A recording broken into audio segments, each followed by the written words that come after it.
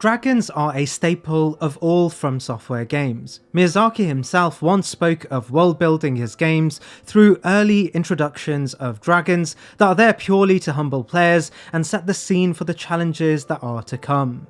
However, across all modern Fromsoftware games from Demon's Souls, Dark Souls, Elden Ring, Sekiro and Night Rain, dragons are often far more than just beasts that are to be conquered. They are intrinsic to the nature of the world we play in, carrying a certain mystique and representing eras of time far more ancient to the ones that we enter. Whether that's Placidusax's prehistoric order, the everlasting dragon's age of ancients, or even the divine playground natural to the divine dragon's biome, it's as mysterious as it is immensely powerful.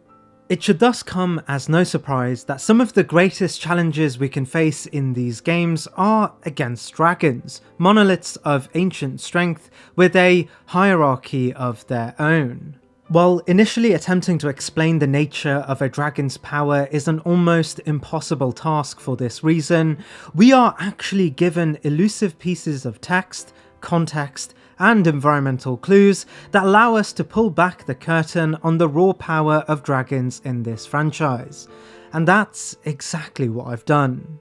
So get ready to go from paltry descendants to immortal deities as we rank every dragon in the modern Fromsoftware franchise, ranked by strength in lore alone.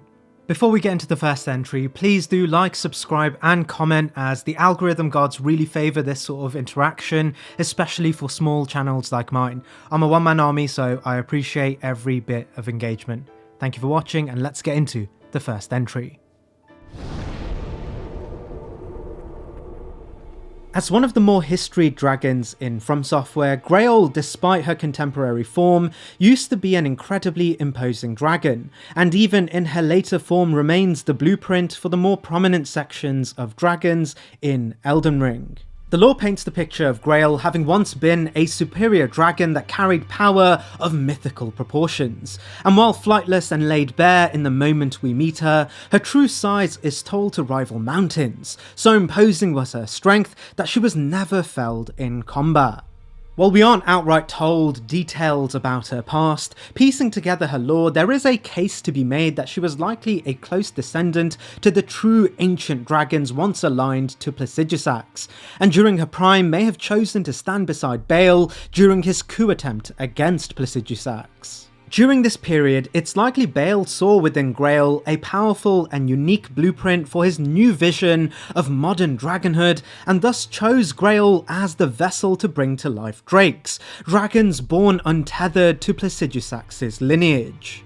Unlike what we will soon discuss for dragons in Dark Souls, drakes are not inherently sterilized and extremely weak versions of actual ancient dragons, and while colloquially ancient dragons of Placidusax's tutelage remark drakes as abhorrent and paltry imitations of the dragonhood Baal once betrayed, they carry unique and powerful hallmarks of their own, and in many instances could stand up to ancient dragons of Placidusax's realm, at least in modern times. While much of this great power may be credited to Baal's influence, we know Baal treasured strength above all, and Grail must have been deemed powerful enough by Baal to mimic his strength in the children they would bear. However, in truth, conversations about Grail's historic power are redundant, as it's clear the process of birthing the Drake race has taken a grand toll on Grail's body, left now flightless and tethered to the life force of some of her remaining children. Comparatively to the other dragons, if it was a man with a sword against Grail alone, the man would win, which is ironically how she often finds herself within the meta of the game too, ranking far below all else, but a great way to begin and paint the picture of dragonhood in Elden Ring. Much like Grail, the Guardian Dragon is a great starting point for Dark Souls dragons on this list, as despite being called a dragon, its affiliated item known as the Drakewing Greatsword tells us it is in fact a drake. The Drake-Dragon distinction, while caught up in all sorts of semantic twists and turns, is described outright by the Drakewing Ultra Greatsword as likely descendants of the ancient dragons, and although their strength pales in comparison to what is described in legend, to mere humans they are still mighty beasts. We get further clarity on drakehood from the Drake sword in Dark Souls 1, which goes on to tell us that drakes are seen as underdeveloped imitators of dragons, but are more likely distant kin. As we will learn further down the list, dragons in Dark Souls hold a very special place in the chronology of the game's universe, as the first cutscene introduced the world to us as once belonging to dragons alone, suggesting they were the primordial sentient race to first exist in this realm. Much like draconic themes throughout all of Miyazaki's work, something we'll delve deeper into as we go through the other franchises, Miyazaki, the creator of the Souls universe, often used dragons to portray certain states of nature, be that natural phenomenon such as storms, darkness, even death and soul sorcery. They weren't necessarily influenced by nature, rather symbolized forces of nature in themselves. Dragons, or more accurately the ancient and everlasting dragons of Dark Souls, represented the beginning, a world symbolized by redundancy, no life and thus no death, therefore just everlasting. They were the sentient symbol of the primal environment shrouded in stone arch trees, presumably made of the exact same stuff. Of course, we know the emergence of the first flame and souls that symbolized life would by definition undermine the existence of the ancient everlasting dragons. Gwyn's triumph over the everlasting dragons was not just a battle against powerful beasts, but a battle against the current state of nature the world of Dark Souls existed in. In order for an era of life to exist, the conditions of an immortal stagnant world had to end, and thus the everlasting dragons had to die entirely. And so this is exactly what happened. Gwyn slaughtered the everlasting dragons as his first act, and from the rubble was born the Age of Fire, an age of life and death. But despite their ancestral slaughter, dragons in the Souls universe persisted, and adapted to the newer conditions of this world. They would branch out evolutionarily to accommodate the preceding era of the Age of Fire. In the earliest days, great beings such as Calamite, the Gaping Dragon, the Stone Dragon and even Medea would carry great hallmarks of their primal ancestors. But as the Age of Fire began to draw on, dragons would lose most of their everlasting hallmarks and change into beings that were so far from their ancestry they could not even carry the namesake of dragonhood. This would birth the Drake race, and the evolutionary branch of dragons the Guardian Dragon would originate from. Dark Souls 2 occupies a very interesting place in the trilogy. It's a sort of story between the grand narratives of the beginning of the universe in Dark Souls 1 and its final crescendo in Dark Souls 3. It tells us of the lost eras between, and it's unsurprising such an unremarkable dragon would be found here, far both in proximity and time to the epicenter of its primal ancestors in Lordran, and the pinnacle moments of the world's end in the Ring City and the events of Lothric. The Guardian Dragon within Dark Souls 2 is not special in its characteristics when compared to other drakes we can find littered throughout the Dragon's Eyrie. We know drakes in this world were weak enough to be tamed at a wide scale through Vendrick's own kingdom, where knights of Drang Lake known as Dragon Riders would ride atop these beasts for their own vantage. This level of taming in relation to dragons are not seen anywhere else in the Souls series, and nothing in particular suggests the Guardian Dragon we face before the Eyrie is particularly special amongst its already common peers. While able to take flight and even breathe fire, it stands as a great beast in its own right, but remains the most detached and weakened version of the true dragons that signified best the reputation dragonhood would come to represent in the Souls series, fittingly ranking all the way down here on the list. From Drake to Drake, it should come as no surprise that the Hellkite Drake ranks side by side with the Guardian Dragon, as they are near identical in both aesthetics, design, and even lore. The Hellkite Drake can grant us one singular unique item known as the Drake Sword, a weapon imbued with fire that serves as an incredibly efficient weapon in the early portion of the first game. Much like the Guardian Dragon, the Hellkite Drake is yet another extremely distant cousin to the true everlasting dragons. However, the edge the Hellkite Drake maintains over the Guardian Dragon sits firmly in where we find it within the timeline, existing during the primordial setting of Dark Souls 1, and thus likely being the first of the Drake evolutionary divergence from the true everlasting dragons. Its scale and influence are shown to be far more expansive too, as we know the Hellkite Drake, unlike the Guardian Dragon, was able to single-handedly hold hostage the decaying walls of the Undead Burg and a crucial bridge connecting the Burg to the parish and even the Bell Tower. Its tenure is marked with far more casualties and an uncontested reign over the Undead Burg, where we can witness it barreling into the entrance and later wreaking havoc upon the bridge connecting the parish too, forcing our own player to take an entirely different route to accommodate this terror. For all intents and purposes, however, it is identical to the Guardian Dragon in its abilities, the caveat of its greater power justified through its proximity to the everlasting dragons on the timeline, however, place it a rank above the Guardian Dragon. As again beckoning what it means not only to be a dragon in Elden Ring, but a dragon in a Fromsoftware title, dragons have and continue to be more than just living beings. Their existence is often described as inherently natural, their presence indicative of the material conditions of their environment. As yet another key example of this, the Ghostflame Dragon is again another dragon that takes on the characteristics of its conditions, but hosts an extra peculiar caveat. We learn the Ghostflame Dragon was no ordinary dragon of Baal or Placidusax's lineage, and while Drake-like and thus affiliated with the more modern dragons of Baal's nature, it would become a projection of a much more mysterious power, the outer god of death. This outer god, envoyed by the twin birds, represented the natural form of death in the lands between before Marika meddled with the rune of death and made the afterlife entirely obsolete. Before Marika's removal of natural death, death in the old days would come accompanied by the Deathrite birds, and formal carriers of the Ghostflame. Ghostflame is described as a fire that could burn the flesh of the dead to move them on into the afterlife. However, with the absence of true death came the redundancy of naturally dying, and thus rendering the outer god and thus the power of its envoy, the twin birds, entirely obsolete too.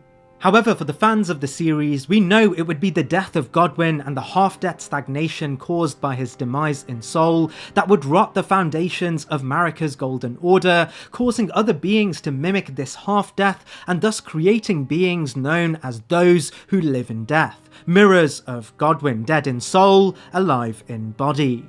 This reintroduction of death would have the aspects of the twin birds re-emerging in the Lands Between too. And yes, there are many examples of Deathrite birds in the main Lands Between. It's no surprise the twin birds' influence was felt most by the DLC area known as the Land of Shadows, a place covered in graves and what is likely Marika's most bloody campaign. While Deathrite birds are present in the Land of Shadows, we learn Ghostflame has taken a hold of dragons too, which isn't entirely surprising knowing the nature of Fromsoftware dragons, but also as dragons themselves are similarly represented by the twin birds' physiology. It wouldn't be a stretch to assume the mass gravesites in the Land of Shadows would leave fertile ground for aspects of the twin bird to re-emerge, especially as a result of Marika's fractured order, and eventually take a hold of living dragons, or even dragons that too were afflicted by the curse of living in death. We'll learn from the more formal dragons of the Elden Ring world that dragons who don't host named distinction or incantations of their namesake are often canonically much weaker, especially in the context of Dragon Communion, the transfer of draconic power. Furthermore, it's clear the Ghostflame Dragon's half-dead state has ailed their minds and rotted their bodies, and unlike the Deathrite birds, their projection of the Ghostflame doesn't come directly from the twin bird outer god.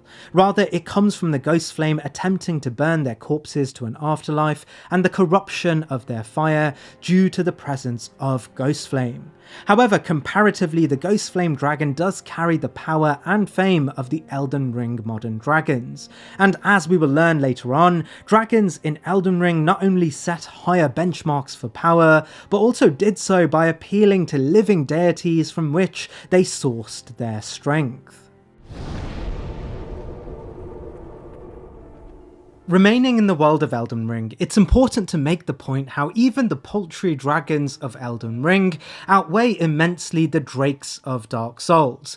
Grail acts as a great way to understand generally why dragons from Elden Ring, while carrying incredibly similar thematic tones to those of Dark Souls, are often more fleshed out altogether, as in truth many dragons in Dark Souls are treated as beasts that are to be conquered. However, Elden Ring often treats dragons not dissimilar to the way it treats NPCs. They are often given names, stories, unique abilities that carry their namesake, and even distinct personalities and allegiances.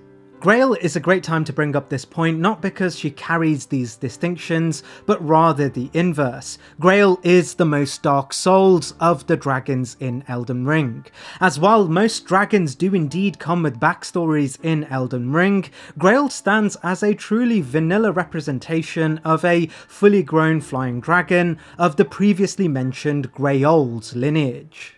And while by its namesake we can speculate that Grail may stand closer to Grayold, there is a severe lack of evidence on Grail's contributions to the overall power of Dragon Communion spells, which exists as a cornerstone of distinguishing power between the Elden Ring dragons, but also memorializing their influence within the canon of the game too. We'll see examples of Exeek's story being told through his Dragon Communion of Scarlet Rot, and of course the Great Mother Grayold's roar to signify her authority over her children, and even the story of the dragons enveloped in glintstone through the sorcery of Adula. But Grail has none, and thus by extension remains the weakest of the physically capable dragons in Elden Ring for this reason.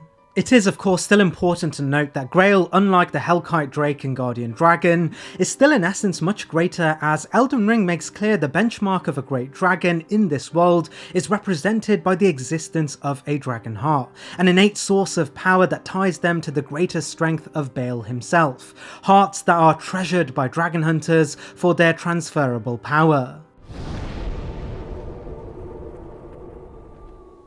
As discussed earlier, in the world of Dark Souls, a dragon's closeness to their everlasting ancestors determined much of their power, as their ancestors were not dissimilar to the primordial gods of their former realm, where dragons reigned as the most dominant and most representative authority. It should thus serve as no surprise to learn a great majority of the dragons in Dark Souls 1 actually bear the closest relation due to their chronological proximity to the Age of Ancients. With this being said, the Gaping Dragon is described as being a direct descendant of the Everlasting Dragons, with a degree of narrative authority seldom offered throughout the trilogy. The Dragon King Great Axe that is sourced directly from the Gaping Dragon's tail tells us this weapon is related to a king amongst other descendants of the Everlasting Dragons, which in many ways paints the picture of the Gaping Dragon as a being that not only carried the design of its ancestors, but also the fact that he rose amongst his early peers to a place of royalty. Comparatively, this is extremely relevant as we know the closest and most powerful relatives to the Everlasting Dragons are composed of entities such as the Great Black Terror of Ulasil Calamite, but also other great beings such as Sin in the sequel, and of course Midir in the Ring City. So, as a king amongst these dragons, why does the Gaping Dragon rank so low? Well, you've likely guessed this has everything to do with the unfortunate contemporary form the Gaping Dragon has assumed when we find him deep in the sewers below Lordran.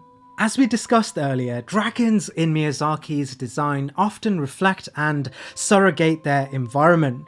Crystals for Seath, darkness for Calamite, and so on. While some dragons were fortunate enough to find themselves surrounded by aspects of great power like Calamite in the wake of Manus' rise and Seath in the company of the primordial crystal, the Gaping Dragon found itself in the company of muck, disease and decay as his domicile shouldered Blighttown, Lordran's great dumping ground. We aren't ever given explanations as to how or why the Gaping Dragon would be found here. Was he here trying to avoid the Dragon Slayers of Gwyn's Round Table as they hunted the final dregs of the War of Ancients? Or perhaps did he become one of Seat's most terrible experiments in an attempt to claim the immortality he lacked? We'll never know, but there are of course credit to both theories, with Seat's guards being found littered throughout the arena. Regardless of the whys and the hows, what we know for certain is that the Gaping Dragon's environment would absolutely malform him, losing its flight and becoming unrecognisable in the process. In fact, without the context clues, there's very little aside from its size that portray its dragon heritage. A great jaw has been made of its body, and in the place of fire, a miasma has formed within the beast itself. While the Gaping Dragon's heritage would deem a much higher position on this list, it still remains here on the list as it retains its influence through its extremely large frame and gaping jaw, aspects of itself that have clearly allowed it to remain the most apex predator under Lord Ran itself. Unlike drakes, it shares scale with true ancient dragons, and as we learn, its body, its scales, and its tail continue to resemble the strength of a dragon ruler from a time that shouldered the existence of the true everlasting dragons altogether. As touched on for Grail's entry, dragons in Elden Ring are deeply personal beings with intimate stories, personalities, and allegiances. Exeek, like many other dragons, has its story deeply bound in the tradition of Dragon Communion. While the act of Dragon Communion was initially quite elusive to the base game, the DLC, particularly the story of Bale's betrayal, gave us insight into a civil conflict that waged amongst dragonkind that would shape all dragons, ancient and modern hitherto. As Dragon Communion, or more accurately the act of consuming the flesh of dragons, was actually a ritual brought upon the world by Placidusax, the great Dragon Lord himself. This was in an attempt to incentivize vengeance against Bale and his kin by offering great devolved draconic strength. More on this betrayal for more relevant entries. But what's important to know here is that while initially this ritual was intended between dragons, it would soon reach wider audiences, and Placidusax would ordain Dragon Communion priestesses to shepherd altars so that anyone or anything that had the wherewithal to kill and bring home dragon hearts of Bale's lineage would be offered great draconic powers regardless of their motivations. Placidusax sought to stamp out Bale's influence for good, and it was clear he had abandoned all restraint in doing so. The tradition would, as you'd expect, become incredibly successful, where various traditions were born from the rite of Dragon Communion, such as Drake Knights producing immensely powerful warriors such as Yura and Eleonora, and even in some extreme cases, dragon hunters turned magma worms from relentless dragon heart consumption. It's easy to get caught up in Placidusax's War of Justice if only the ancient dragon's perspective is taken. However, if we look upon Dragon Communion from the perspective of the modern dragons of Bale's lineage, Dragon Communion was naught but an incitement to genocide on the conditions of their birth that they had no control in, destined to suffer their father's sins and watch as their peers are cut down for the crime of just being alive. Leading us back to Exeek. Exeek saw Dragon Communion as entirely abhorrent for this reason, and as the Drake Knights, dragon hunters and partakers of Dragon Communion continued their killing for sport, he was not going to let himself or his peers die without putting up a tremendous fight.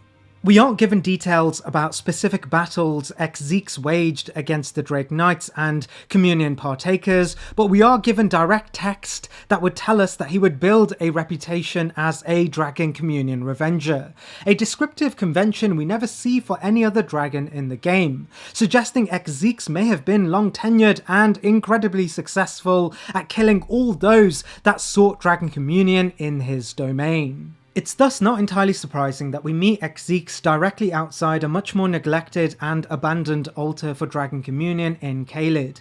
The state it's in suggests that none have dared pray at this altar since Exeques took up station.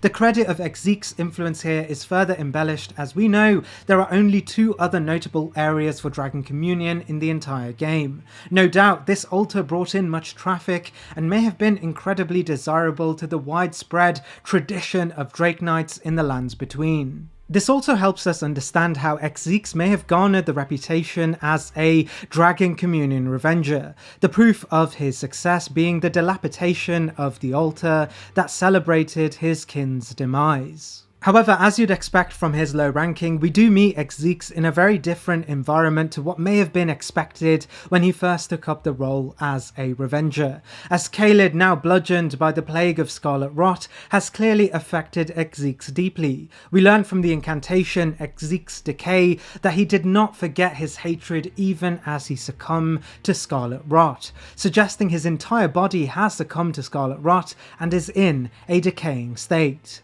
However, despite his decaying body and unlike Grail, it was his anger that kept him functioning, blistered and rotting and breath turned from fire to rot. He may be a shadow of his former and greater self, but he remains at his post, still defending the little pocket of land surrounding the altar of Dragon Communion, and doing so successfully. We know even in this state, Exeques commanded more authority than some of his peers, specifically the more vanilla Grail, as we can learn an incantation specific to him bearing his namesake and utilising the Scarlet Rot offensively. Either from the virtue that many have since forgotten of the altar once deemed too difficult to get to, or afraid of Caelid's conditions, Exeques remains at his post, and even the factions within Caelid could not stop him from keeping the church away from those that sought the altar. It's for these reasons, even in its withered state, he ranks above more ordinary modern dragons such as Grail, his legacy of course cemented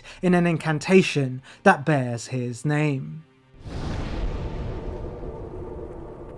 As always, whenever the Ancient Wyvern appears on a list, it's always going to be incredibly difficult to rank, as there really is very little information and details to this boss, and everything of substance deduced from the community remains heavily speculative in nature.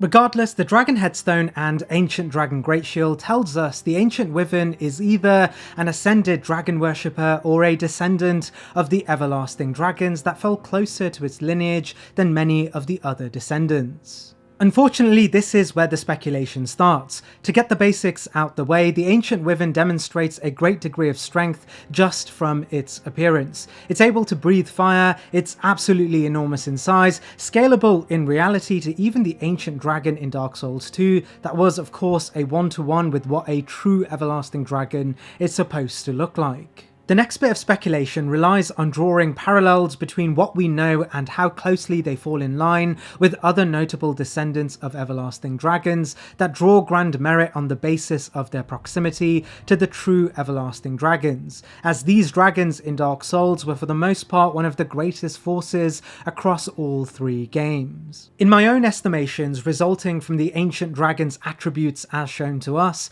it's obvious the Ancient Wyvern, though lesser than dragon in name, holds many of the characteristics we can expect from the greater descendants of the original everlasting dragons. Its dominance over the terrain of the Dragon's Peak only makes this clearer, as we know this place has become a final hub for the true dragons of the Dark Souls universe, a place kept in relative safety from the wider world through the tutelage of the Great Nameless King, great ally to the dragon, and a direct lineage from Gwyn himself. However, due to the lack of true information, it's not all praise, as unlike every other descendant of the everlasting dragons, the Ancient Wyvern does not have a single indication in the lore that it is a being of any distinction at all. There are no indications it was even related to the everlasting dragons, there are no words on its achievements or influence either. Furthermore, the elephant in the room is of course its name too. While wyverns are not mentioned in the lore in the same way drakes are, wyverns in common fiction are bipedal, often with the context of lessonness to dragons in mythology. While being a wyvern does not have specific lessonness in the context of the game itself, like say a drake does, with the conservatism required for such a mysterious being and the context clues we can deduce, the ancient wyvern ranks here on the list. Argyll in many ways is a symbiosis of what makes both Exeeks and Grail powerful. It is similar to Grail in the sense that it is a modern dragon still in full capacity, and it's similar to Exeeks in the way that Argyll maintains dominance over a territory where a landmark signifies its territory. However, unlike Grail and more like Exeeks, Argyll's influence is canonized in a unique spell of its own known as Argyll's Flame, a symbol of Argyll's domination over Limgrave. So what was Argyll's influence? Well, there are two major clues as to Argyll's presence and dominance over Limgrave. The first comes to us through the subtle context of the residents within Limgrave itself, as if we go to the Dragonburnt ruins and listen closely, we will notice that many residents are chanting Argyll's name in an almost prayer-like trance. There are further clues to indicate the residents of Limgrave may have mistaken Argyll's distinctly scorching flame to the ghost flame rituals that once beckoned the elusive and ancient outer god known as the Twin Birds, and particularly its power able to send those who die to the afterlife. The Twin Birds are of course an entire can of worms in their own, but as alluded to in the Ghost Flame Dragon entry, we know once Marika sealed destined death, the power of the Twin Birds had since gone redundant. These inhabitants either misremembering or misinterpreting the power of the old rituals of death are now looking towards Argyll's Flame for the same effect. Nowhere else in the game are dragons misinterpreted for having a flame powerful enough to be mistaken in this form. It's not surprising therefore to know that it's distinctly Argyll's Flame that can be learned directly through Dragon Communion. Argyll's Flame tells us the dead gazed at the skies over the lakes of Limgrave, praying that the dragon's flames would burn them to ash, once again invoking the stories of Ghost Flame used as a means of burning the dead into ash, and thus granting them true death in the physical world. Through Yura, we learn Argyll's dominance may have been challenged fiercely in the region. Yura, a tenured warrior and a character not unfamiliar with the act of Dragon Communion, even suggests our efforts trying to fell the beast would be unwise, going as far as to offer us help if we seek to challenge the beast. However, for this ranking, it is worthy to note that Limgrave as a region is not a hub of power and influence, as the primary factions here are weak and disorientated, split between Godric's shallow army described as the weakest organised knightly order, and the demi-human chiefs fighting for relevance in a world that has become accustomed to taking advantage of their dull evolutionary traits. I say this as it suggests Argyll would not see such great influence anywhere else in the world of Elden Ring. However, Argyll's distinct naming in dragon incantations do create a picture of a dragon greater and more distinct than its lesser kin. As discussed earlier, dragons in Fromsoftware games are often representative of the nature they occupy, be that everlasting dragons mirroring the flora of the everlasting old arch trees, or even Exeeks taking on the contemporary conditions of Caelid after the scarlet bloom from Melania's immolation. This concept is reproduced throughout Fromsoftware games. Dragons have a remarkable ability to take forms relative to their environment, highly adaptable and powerful projections of nature itself. In Elden Ring, crystals, more specifically glintstone, are elements embedded deep into the earth. They are precious material with affinity and association to the cosmos, likely having found their way to the lands between through cosmological collisions with the land, and thus originating from the outer stars, believed to be the natural biome of the greatest powers in the universe, the outer gods, and even the greater will itself.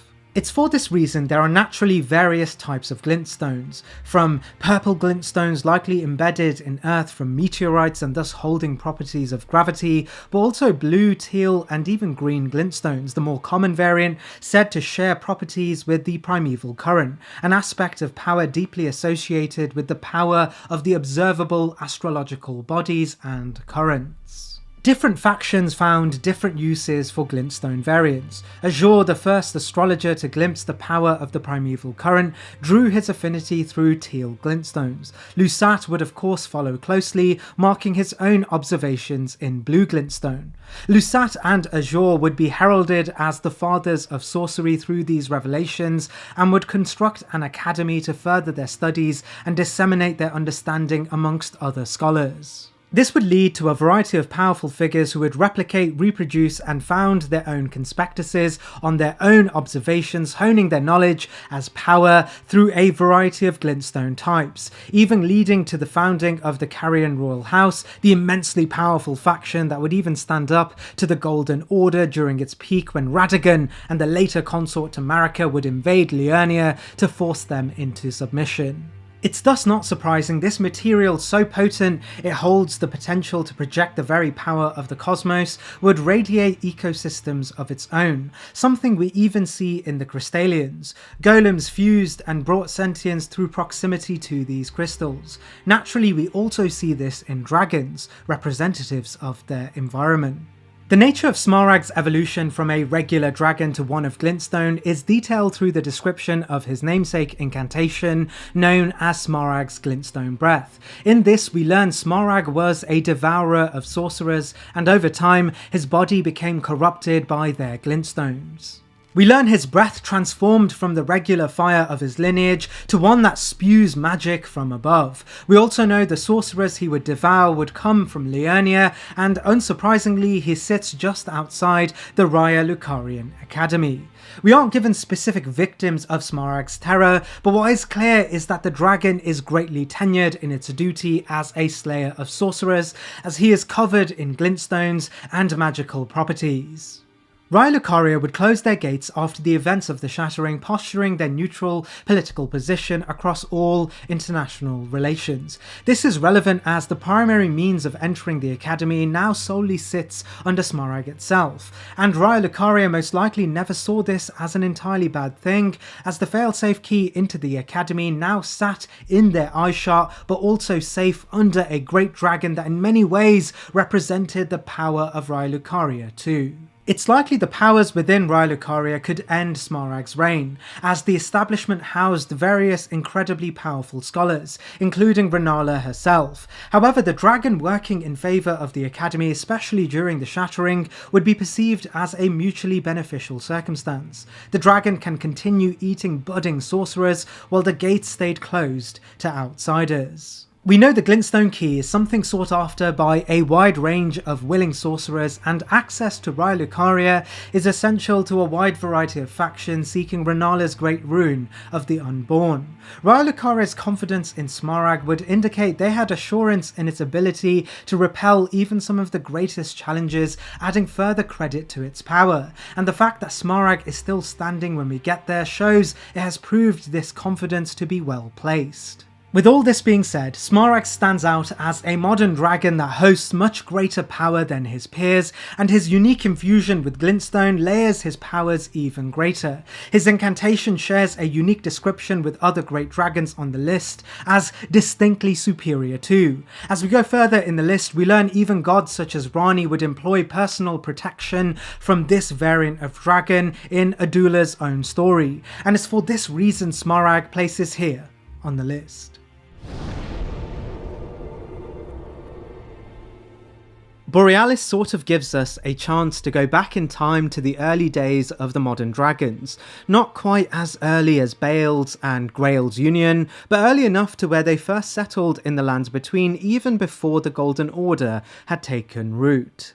We learn from Borealis that the modern dragon's first domain in the lands between were the mountains. This of course would make sense, as the mountaintops would have been the closest to the skyward Farum Azula and the natural closest area to their ancestors, but also a similar terrain to their great progenitor Bale himself. In the earliest days, the modern dragons ruled the mountaintops, claiming hegemony over the peaks.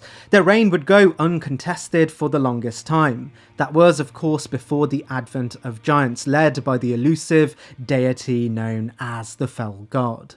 We aren't ever told specific details about the challenges the giants posed to the dragons, nor even the battles that took place, but one thing we know for certain is that the dragons were beaten so badly that Grail herself would flee from the mountaintops, and the dragons with an affinity to the ice natural to the mountaintops would go near extinct. Complete extinction of these frost dragons would have of course been the case if not for one specific dragon so great he stubbornly and single-handedly holds control over a large section of the area. This of course is the aptly named Borealis, the freezing fog. It wouldn't be surprising to assume the giants would challenge Borealis only to lose time and time again, and eventually giving up and allowing his annexation of the freezing lakes. What made Borealis different to his contemporaries were his ability to exercise control over weather of the entire freezing lake region. It's no coincidence or hyperbole that Borealis is referred to as the freezing fog, as the first signs of his presence are not felt through his roar or fire, rather the mist that coats the area, which we find out is solely due to his presence in the area. Much like a few of the other modern dragons in Elden Ring, Borealis also has an incantation that holds his namesake. The major difference being it's one of the few that carry the description of a superior incantation. We also know Borealis was specifically greater than his contemporary modern dragons, as he bears 2 dragon hearts, whereas beings previously spoken of such as Xyx and Aegil only drop 1. While carrying 2 dragon hearts seems peculiar, we do know a sign of descendancy from Baal is tied closely with their hearts. It's in fact Baal's heart that harbours his own undying power. Ancient dragons of Placidusax's lineage do not have hearts in this sense, and these are genetic markers of Baal's descendancy rather than Placidusax's. Even in our own timeline, the Mountaintops of Giants is home to some of the greatest factions in the game, from Marika's fire prelates that maintain Marika's hegemony in the region and protection over the immensely important Giant's Flame, to the giant descended trolls, iron golems, and even the Zamorian clan that once stood beside Godfrey during his own siege on the Giants themselves. Unlike Aegil taking advantage of a less significant and uninfluential landmass, the freezing lake sits right next to the last remaining fire giant, the sacred kiln of the fell god, and fire prelates of the Golden Order, and it would not be a stretch to assume all these factions had good reason to want the unpredictable nature of the dragon subdued, but much like the giants in their first campaign, they couldn't justify the cost of such an endeavour. And it's for this reason that Borealis stands tall as one of the greatest modern dragons, and a relic of a time where modern dragons formerly ruled a part of the lands between, but also Borealis's comparatively exceptional power to even the dragons that ruled the mountaintops with him. It would not be a surprise to learn that Borealis would have held a position as one of their greater rulers during these times, and as we recall its power with its self-described superior incantation, we can reminisce on the power that solidified their first kingdom.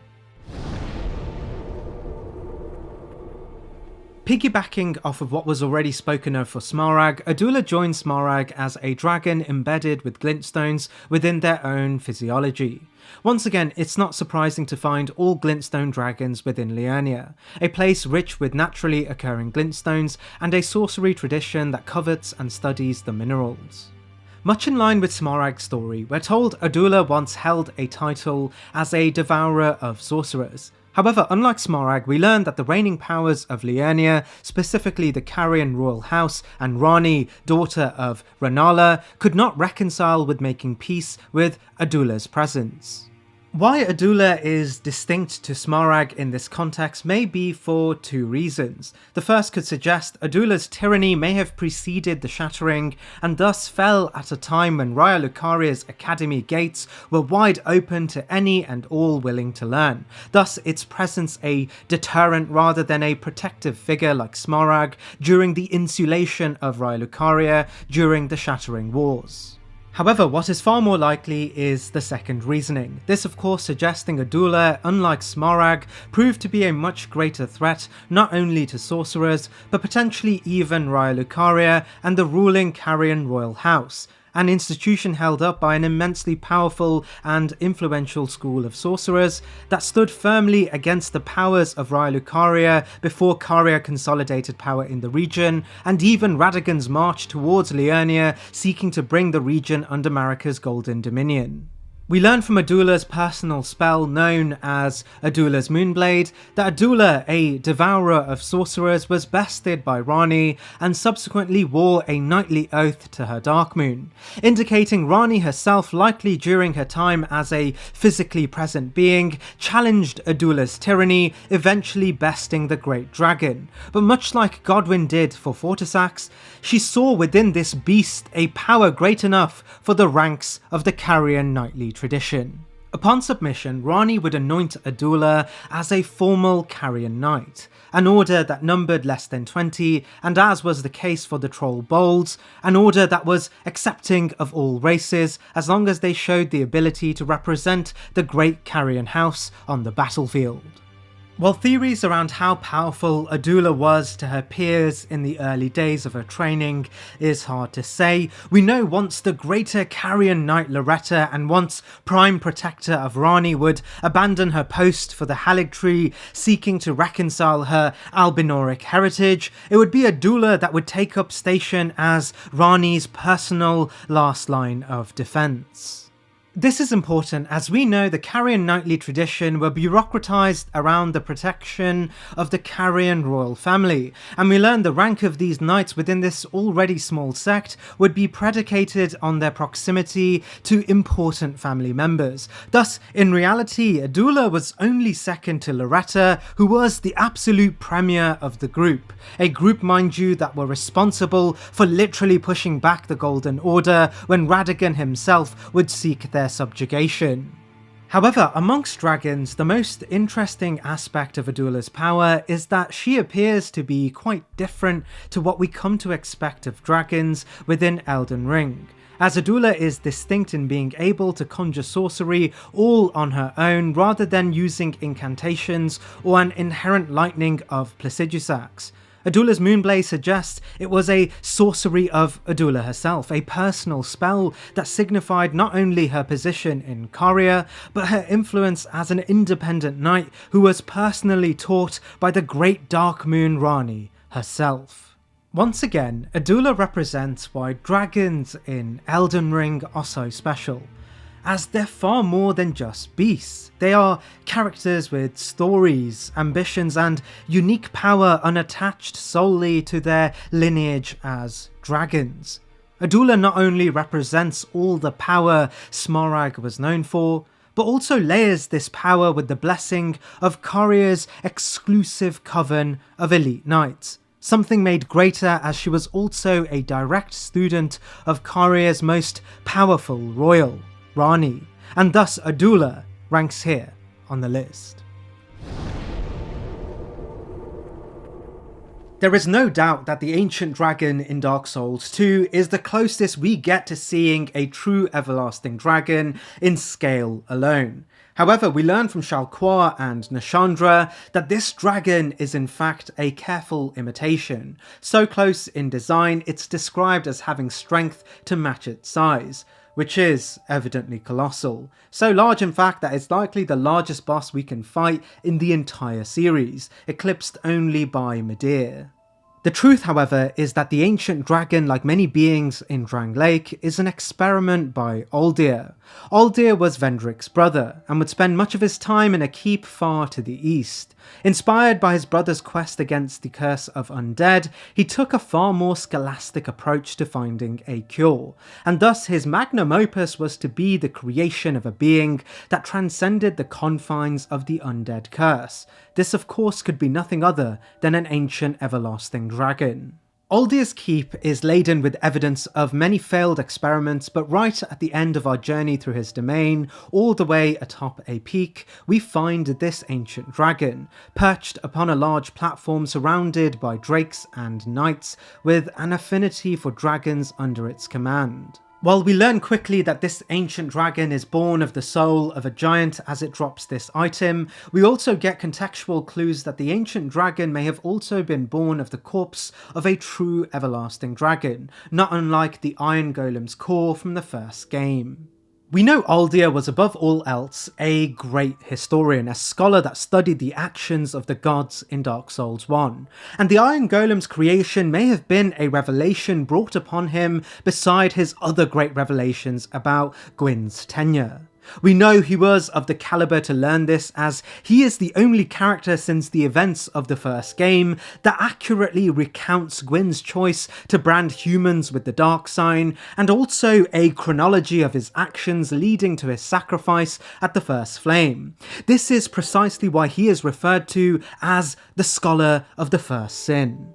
We aren't ever told how Aldir would obtain the corpse of an everlasting dragon, but we do get a very clear correlation between the false dragon and the true dragon through a memory associated with the Ashen Mist heart granted to us by the false dragon, and in this memory we can find a deceased real ancient dragon and pluck from it its true soul, suggesting a relation between the false dragon and the real dragon, as if to show a separation of body and soul.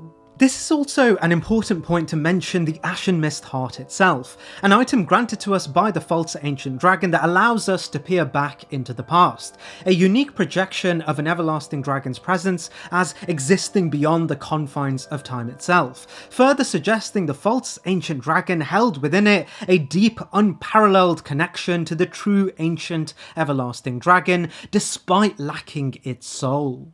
This connection explains why the ancient dragon we fight as a boss can soar above the skies and breathe massive swathes of flame to fight us, just as we can picture them doing so in the first ever cutscene in Dark Souls 1. Comparatively, however, we know this is but an imitation of the true Great Beast. Shalquoir tells us it's a colossal thing with the strength to match its size, but continues on by adding doubt even to this claim by telling us, or something playing the part at least. Once again, it's important to see ancient everlasting dragons as what the gods were for humans to ordinary descended dragons. There are notes and indications to suggest the false ancient dragon, while an imitation, still harbours what made ancient everlasting dragons special, their inherent trait of living outside the confines of time, giving it an edge over those before, and ironically tying them perfectly to the ancient dragons in Elden Ring. Much like the ancient dragons of the Dark Souls universe, Sanasax, while first introduced to us in the DLC area known as the Jagged Peak, has its story tied to the events that predate the game's modern history. We learn the first known age of the Elden Ring was that of Placidusax's. Placidusax, consort to a god since gone and forgotten, commanded the order of the world with the dragons at the very top. Just as previously mentioned, no matter what Fromsoftware game there is, dragons have a huge tendency to portray certain states of nature. They're often seen as primordial, immortal, and representative of nature and time itself. While we know Golden Order incantations are the sole representation of godly power during the Golden Order's age under Marika, during Placidusax's age this very power was represented not as gold but as lightning, specifically red lightning as indicated by the description of the ancient dragon's lightning spear, but also the context of how we learn it through the ancient dragon prayer book, with the word prayer assuming you must appeal to a greater force. Therefore, the dragons at the height of this age's bureaucracy had the closest affinity to that very red lightning, an art that seems further and further diluted as the ages go on. It's in this that the ancient dragons capable of red lightning may be inherently related to Placidusax himself, and thus it may stand to reason they were demigods of this era, representatives of the power of Placidusax's reign. This is reinforced as we know the ancient dragons were the rulers of this period, and the denizens were represented by the Beastmen. Sanasax himself seems typical of what we would expect of ancient dragons, as the spells it uses are the generic ancient dragon lightning without any of his own namesake. He's sort of not dissimilar to what Grail was for modern dragons, but for ancient dragons. While this may seem to curb his rank when compared to other dragons with namesake incantations such as Exeeks, it's the merit associated to ancient dragons that still keep it far from the mortal dragons of the main game. We learn from the Cragblade that mortal dragons of Bale and Grail's lineage were comparatively paltry to their ancient ancestors, something evidenced further by the attack on Leyndell from the ancient dragons that is referred to as the greatest threat ever faced by Leyndell during its peak. The attack was so great, Leyndell, even after winning by the skin of their teeth, were so inspired by the effort that Godwyn himself befriended an ancient dragon and even adopted their motifs and power to enrich Leyndell's own fortification. We'll explore this further for Fortisax's entry, but alongside this, we also learn the hide of the ancient dragons was such great defensive features they became synonymous with their immortality, and the remnants of their scales still used today to reinforce weapons to the greatest quality. This of course is a trope that was first introduced to the Everlasting Dragons in Dark Souls 1, once again drawing the parallel between the ancient dragons of Elden Ring to those of Dark Souls, both in durability but also in power. However, Elden Ring actually does a bit more to help us contextualize the power of their own ancient dragons. From Vyke and Lanciax's story, we learn the power of ancient dragons held such great influence that a Tarnished named Vyke would be the closest Tarnished champion since the Shattering to come to the Elden Throne. A direct quote from the fingerprint armor telling us no other Tarnished was closer to the throne of the Elden Lord than Vyke. We also know Sanasax may have been one of a few dragons associated to Placidusax that would make it close enough to Bale's arena and challenging Bale on behalf of his lord, with the opposite assuming Sanasax may have betrayed Placidusax in favour of defending Bale at the gates of his arena. However, I'd go towards the former, as Sanasax still channels the red lightning associated to Placidusax's reign rather than the unique lightning channeled by Bale himself. Either assumption would assume Sanasax may have had to defeat a variety of his own dragon kin during the brutal conflict between the two great dragons, Placidusax and Bale, a prolonged conflict that rages heavily even when we arrive. The main issue with Sanasax is that he, unlike his peers Fortisax and Lanciax, did not hold the power and influence to command an incantation worthy of recital by Drake warriors through dragon incantations, and thus his influence and power fall short of the great ancient dragon siblings, but ironically is more of an ancient everlasting dragon than the false ancient dragon in Dark Souls 2 previously spoken of. As our first entry from Night Rain, it's important to draw some key clarifications around Night Rain and Elden Ring proper, notably the story divergence as we speak on Adele and later Caligo. In an interview with Junya Ishizaki, the director of Night Rain, IGN asked whether both games share a single setting, a question that was promptly given a clear answer. Simply put, they don't, but they are linked, as the key divergence takes place up until the Shattering War, but both represent a different timeline entirely. While Elden Ring canonizes the story of an ascendant Elden Lord to usurp from Marika her reign, Night Rain cuts this short, and speaks on a tale where the Shattering War would lead to a violent juncture in history where a phenomenon known as the Night Rain would seek to set the world back to a base state so that the disorder caused by Marika's shattering would be reverted.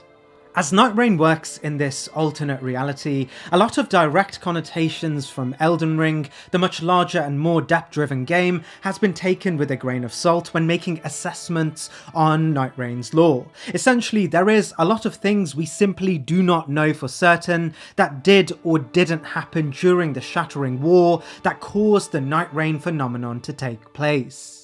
One thing we do know for certain is that the Greater Will's influence has since waned entirely during this period, and only a small semblance of it remains, attempting to reignite order into the world that is currently in the midst of a great reset perpetuated by the Night Rain phenomenon, an all-consuming storm headed by a lord known as Hailstar. There are naturally links between the Night Rain phenomenon and the Nox civilization, as we do know the Nox were an inherently anti-theistic organisation, specifically anti-theistic towards the influence of the Greater Will, enough so that they were banished to live far, far below Earth due to their blasphemy. This is relevant as we know amongst its decimation, the Night Rain phenomenon has incredibly potent mutating properties, not unlike the Silver Tears they sourced their ambitions for a new world from. From this reign, many beings were transformed into agents of the night, notably the Night Lords, leading us to Adel himself. Unlike Caligo, who will be mentioned later on, Adel was less fortunate in the means in which he was transformed by the night, and may be most attributable to a keen difference in the means in which the night was embraced, as Adel's story is not one of choice, but one of necessity. We are told from the Knight of the Baron item description that he was a dragon, but not any ordinary dragon, but one of immense strength, powerful enough that during his heyday he was nothing short of an apex predator in his region. One day, Adel, enjoying the fruits of being at the top of his land's food chain, would be struck by Hailstar's reign. The Knight of the Baron tells us, "When the skies began to weep in hues of azure, all was lost. There was nothing left to feed upon, leaving only hunger, growing into madness, and unravening unending."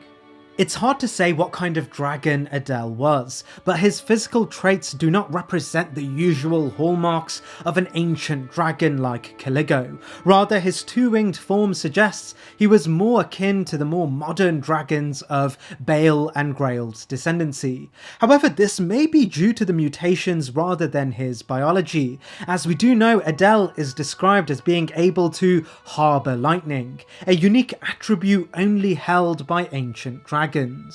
Much like dragons across all Fromsoftware games, the properties of the Night Rain would take a hold of Adel and transform his lightning into one that represented the rain itself. While it's hard to compare the power of the Night Rain to other divine sources of power, we do know the Night Rain was powerful enough to essentially wipe the entirety of the lands between out, a power that seems to absolutely eclipse most others. However, Adel's lightning, while an aspect of the Night Rain, isn't equally as powerful as the rain conceptually, but is uniquely powerful and destructive in comparison to even the red lightning of Placidusax's kin. Furthermore, Adel's ability to transform into an aspect of this rain would also elevate him into becoming a Night Lord, a true-to-life representation of its power. However, it is clear this isn't by any means intentional or consented. Adel, amongst all other Night Lords, seems to suffer this rain as an affliction that would spur him to transform into a more powerful being based on his need to feast.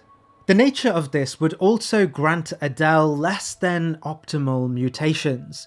We're told his teeth sow into his massive jaws, his flight is almost rendered still, and he is left to the worst excesses of his hunger. Adel is in many ways suffering from a similar transformation as Xeeks, gaining much strength from the rain, but also being corrupted and rendered disabled and disorganized from this too. However, amongst the pantheon of dragons in Elden Ring, and really across all Fromsoftware games, Adel remains a truly unique ancient dragon of the Elden Ring universe, and a truly unique exertion of the Night Rain phenomenon. In sheer scale alone, the Dragon God absolutely eclipses all dragons across the Fromsoftware titles, described as a 100-foot tall dragon with a massive wingspan. However, the title God may be a little misleading, as we know the dragons of this type may have been far more common than a single deific entity. The deification may actually be the result of the ancient Burrower civilization sourcing their own power of fire through the bones of one of said dragons and thus deifying it within their own culture. However, this isn't to say the dragon god was not without godly strength, as we know the ancient Burrower civilization of demon souls, despite sourcing their power from a dead dragon, were keenly aware if fragments of its essence through its bones could empower great fire, then this dragon as a whole set piece could be immensely dangerous to their civilization if it were to resurrect. In this, the civilization would create magically enchanted harpoon guns on either side to contain the beast while also building a temple to revere it for their continued sourcing of its power. Of course, they were well within reason to do so, as soon as the deep fog encroached upon their civilization, it would resurrect the dragon as a demon. Through our playthrough, we can actually canonically find two of these dragons, one slightly smaller than the one we find within the Burrower's civilization. However, despite not being unique or inherently divine, some of the most powerful spells are associated with the soul of the dragon god, God's Wrath being one of such a spell, told to represent the power of God against tremendous malice, and even Firestorm, a spell described as chaos incarnate and so powerful it is impossible to control. These sorts of descriptions are quite rare in Demon Souls, and item descriptions in this game do tend to carry authority on the material reality of the game rather than being sourced from a biased narrator.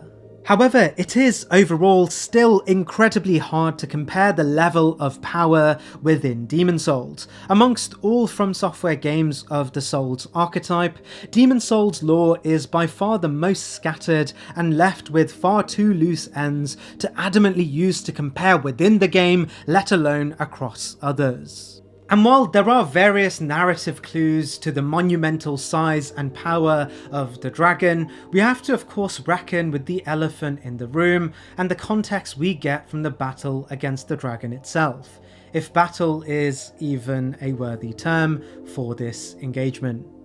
Skirva the Wanderer, who we can meet prior to this battle, tells us about the area, but more notably speaks of a weapon moulded by the ancient Burrower civilization that he refers to as their bane against the dragon, but in truth is no more important than a regular lump of iron, even going as far as to call the weapon the laughingstock of many a swordsmith. And while hinting at magical properties, we know the weapon as only being imbued by a protective precaution against the fires of the dragon. If this weapon was deemed worthy of a tool against the dragon, it is no doubt a far cry from the everlasting scales associated to both the dragons in Dark Souls, but also Elden Ring. In any case, as we enter a battle with the dragon, we aren't asked to directly confront the behemoth, rather take advantage of the existing harpoons created by the burrowers to bring it to a weakened state, and then ideally smashing it with this weapon to bring it down, so we never really get to battle the dragon head on.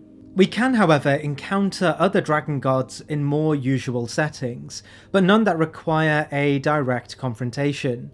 To reiterate again, the Demon Souls bosses were made without the richness of lore surrounding the other titles. This is naturally due to the world of Boletaria not being explored as thoroughly as the other games or as extensive as the other games either.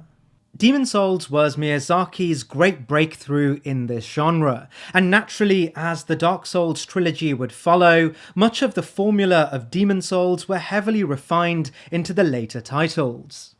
Most dragons in Fromsoftware allow us to fight them directly, and of course overcome them too. It's clear Demon Souls wanted to portray the dragon god as far beyond something that is able to be overcome in a one-to-one setting, explaining why a convoluted ploy is required to defeat it for its soul, and why it is to be avoided in other encounters. And as disappointing as it is in the lore itself, the sheer scale and relevance of just its bones hosting a power unmatched in the game, and the significance of only being able to defeat it when it's trapped, weakened, and disarmed does make it far more threatening in a comparative scenario to many other dragons in Fromsoftware titles. But adding a pinch of salt for the lack of clarity around power scaling in Demon Souls makes it rank here on the list. As we move further into the list, specifically relative to the Dark Souls series, we are finally entering the territory of much greater dragons that exceed far beyond just their close affiliation to the Everlasting Dragons, holding immense accolades of their own. It's hard to say how Sin found himself in Shulver, but we do know Sin was crucial in Shulver's culture. Many inhabitants would come to revere the great beast and likely wanted to draw an affinity from it through spiritual proximity, something we can see practiced in a variety of factions in the Souls series and even within Dark Souls 2 itself.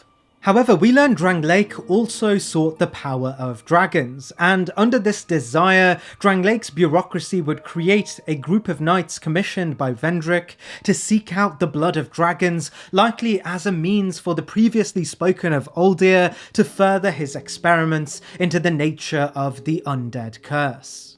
The Drakebloods led by Yorg would face off against Shulver, find Sin and pierce its scales, only to find it was harbouring a much deeper secret than just the blood of a dragon. Sin was filled with a poisonous bloat, so great in fact that the entirety of Shulver would become clouded in its poison, changing the landscape permanently. We know Alana, a being of Manus, much like her sisters of Dark, sought to attach themselves to beings of great power for self-preservation. Nashandra attached herself to the great chosen hero of Drangleic, Vendrick, for this very reason. However, it was initially perceived that Alana had attached herself to the unnamed king of Shulver, but we quickly learn it wasn't the king she sought to leverage the power of, instead it was Sin, making Sin in many ways a contemporary to Vendrick. In this, we learn from descriptions related to Alana that she may actually be responsible for the poison in Sin, slowly filling the beast with poison through her songs of corruption, awaiting its grand awakening. Alana's soul tells us this child of Dark accompanies the dragon, slowly amassing souls in anticipation of the coming day of vengeance. This concept of a dark sister related to Manus being able to embellish a living being is seen various times through this game, and most notably through the Fume Knight story in relation to the other dark sister Nadalia, outlining the possibility for these dark sisters that were fragments of Manus to enrich the pre-existing power of an already great being. As we know, Raim, once he had become the Fume Knight, is told to have fulfilled his goal of finding strength through his symbiotic relationship, enough strength to finally confront Velstart. In this, we can assume the poison within Sin was not a slight against his power, rather an enrichment linked closely to the darkness within Alana. This is evident as Yorg approached the great dragon seeking its blood, but after striking it with his spear, the poison within Sin was so powerful Yorg would have no choice but to flee and leave the mission entirely. Even Yorg, a great champion of Drangleic under the tutelage of Vendrick and the slayer of the Sunken King, could not withstand Sin's poison. Enraged at the disruption of his slumber, Sin would wreak havoc on his surroundings, destroying the entirety of Shulver and clouding the entire city in a thick, poisonous smog, putting into perspective how powerful Sin must have been to have been harbouring that much poison to begin with, and further reasoning as to why Alana may have seen Sin as a perfect vessel to leverage her own power. In the world of dragons, Sin's nature, while told to be of an ordinary dragon, shares physiology with more primal dragons related much closer to the true everlasting dragons, specifically that of Kalameet. And while this isn't to say Sin is adjacent to Kalameet in power, it does give clarity as to why Sin became a point of worship, as his closeness to his immortal ancestors very likely meant he could share their favour, exactly why why Drangleic may have seen harvesting Sin's blood as paramount to Aldyr's attempt at recreating an everlasting dragon. And to add to what was alluded to earlier, Sin is far more than just his hereditary proximity to the ancient everlasting dragons. This is a dragon that became a beacon of Elana's own power, sourced directly from the lasting vestiges of Manus, a poison inherently linked to the power of the Dark Soul itself. While previously we have indeed spoken about the lesserness of a drake, the King of the Storm, while referred to as a drake by its affiliated item, the Stormcurve Sword, soars beyond its peers and even greater dragons due to its affiliation with the Nameless King and the true heir to Gwyn. So for context, let's backtrack a little back to the early days of the Age of Fire, back to an era where Gwyn's firstborn son was heralded as a champion of light, second only to his father, the Great Lord of Sunlight. At the beginning of Dark Souls 1, we are given an introductory cutscene that canonizes the events of the War of Ancients as won by the three great Lord Soul-bearing gods, Nito, Izalith and Gwyn.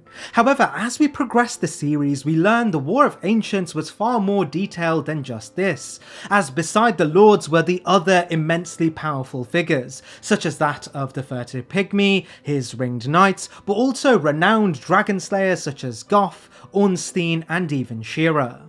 But there was one other, an unnamed champion intentionally etched out of history. This of course was the firstborn son of Gwyn and the true inheritor of Gwyn's sunlight. The Nameless King was certainly second to none in the events of the War of Ancients. So influential were his actions that traditional dragon-slaying armaments were mimicked from his method of war, and a devout group of followers would worship the living descendant of Gwyn as a god worthy of his own veneration. Early members of this dragon-slaying coven included the immensely storied Ornstein, who fashioned his entire knightship from the Nameless King's successes, and much like Gwyn, the Nameless King's inherent ability to conjure lightning would also be memorialized through stories and then later miracles to be used even eons after the events of the War of Ancients. Commanding an inherent power only seen in Gwyn meant after Gwyn's self-imposed exile at the Kiln of the First Flame, the Nameless King would assume the throne to govern Anor Londo in his stead, assuming the sunlight of his father, likely through Gwyn's devolution of the Soul of Sunlight prior to leaving for the Kiln. The Nameless King would be known in this moment as the King of the Gods. However, as we learn, Gwyn's actions would only offer brief respite as Anor Londo and Lordran as a whole was undergoing drastic environmental and political turmoil induced by Gwyn's choice to pervert the natural turning of ages. While we don't know how the Nameless King would personally react to these events, we do know something would spark within his mind where he would shed his birthright and shed his political affiliations with Anor Londo to ally himself with the dragons he once butchered on behalf of the turning ages. Whether he recognised the follies of his father or potentially the plight of the dragons, he would sacrifice everything to guard the dragons while still answering the prayers of those who have not forgotten of the covenant once erected during his premiership under the Age of Fire.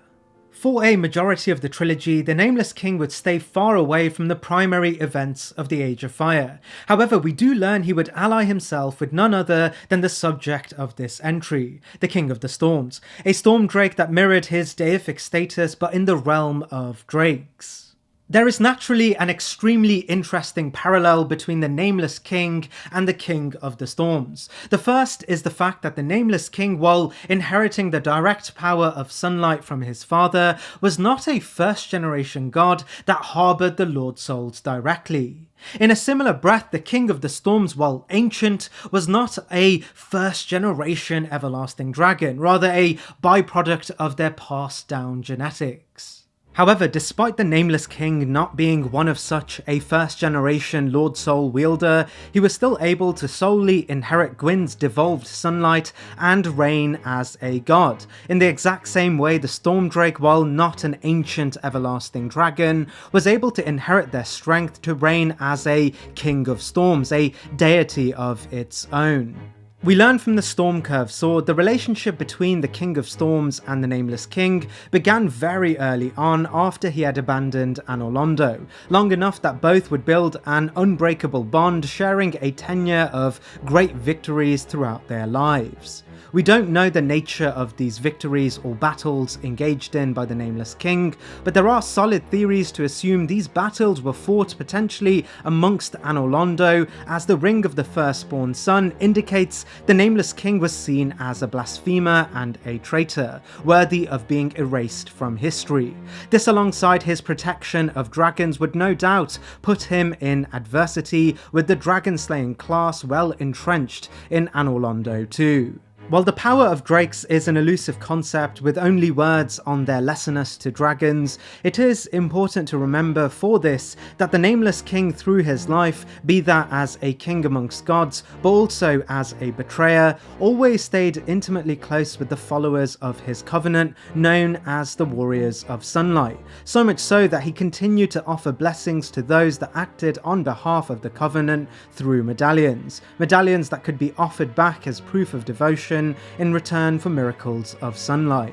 Miracles in Dark Souls are literally just stories, often exclusive to Gwyn, relating to his great power during the early years of the Age of Fire. Gwyn's power was so potent that even just the retelling of these stories carried the ability to project them in proxy.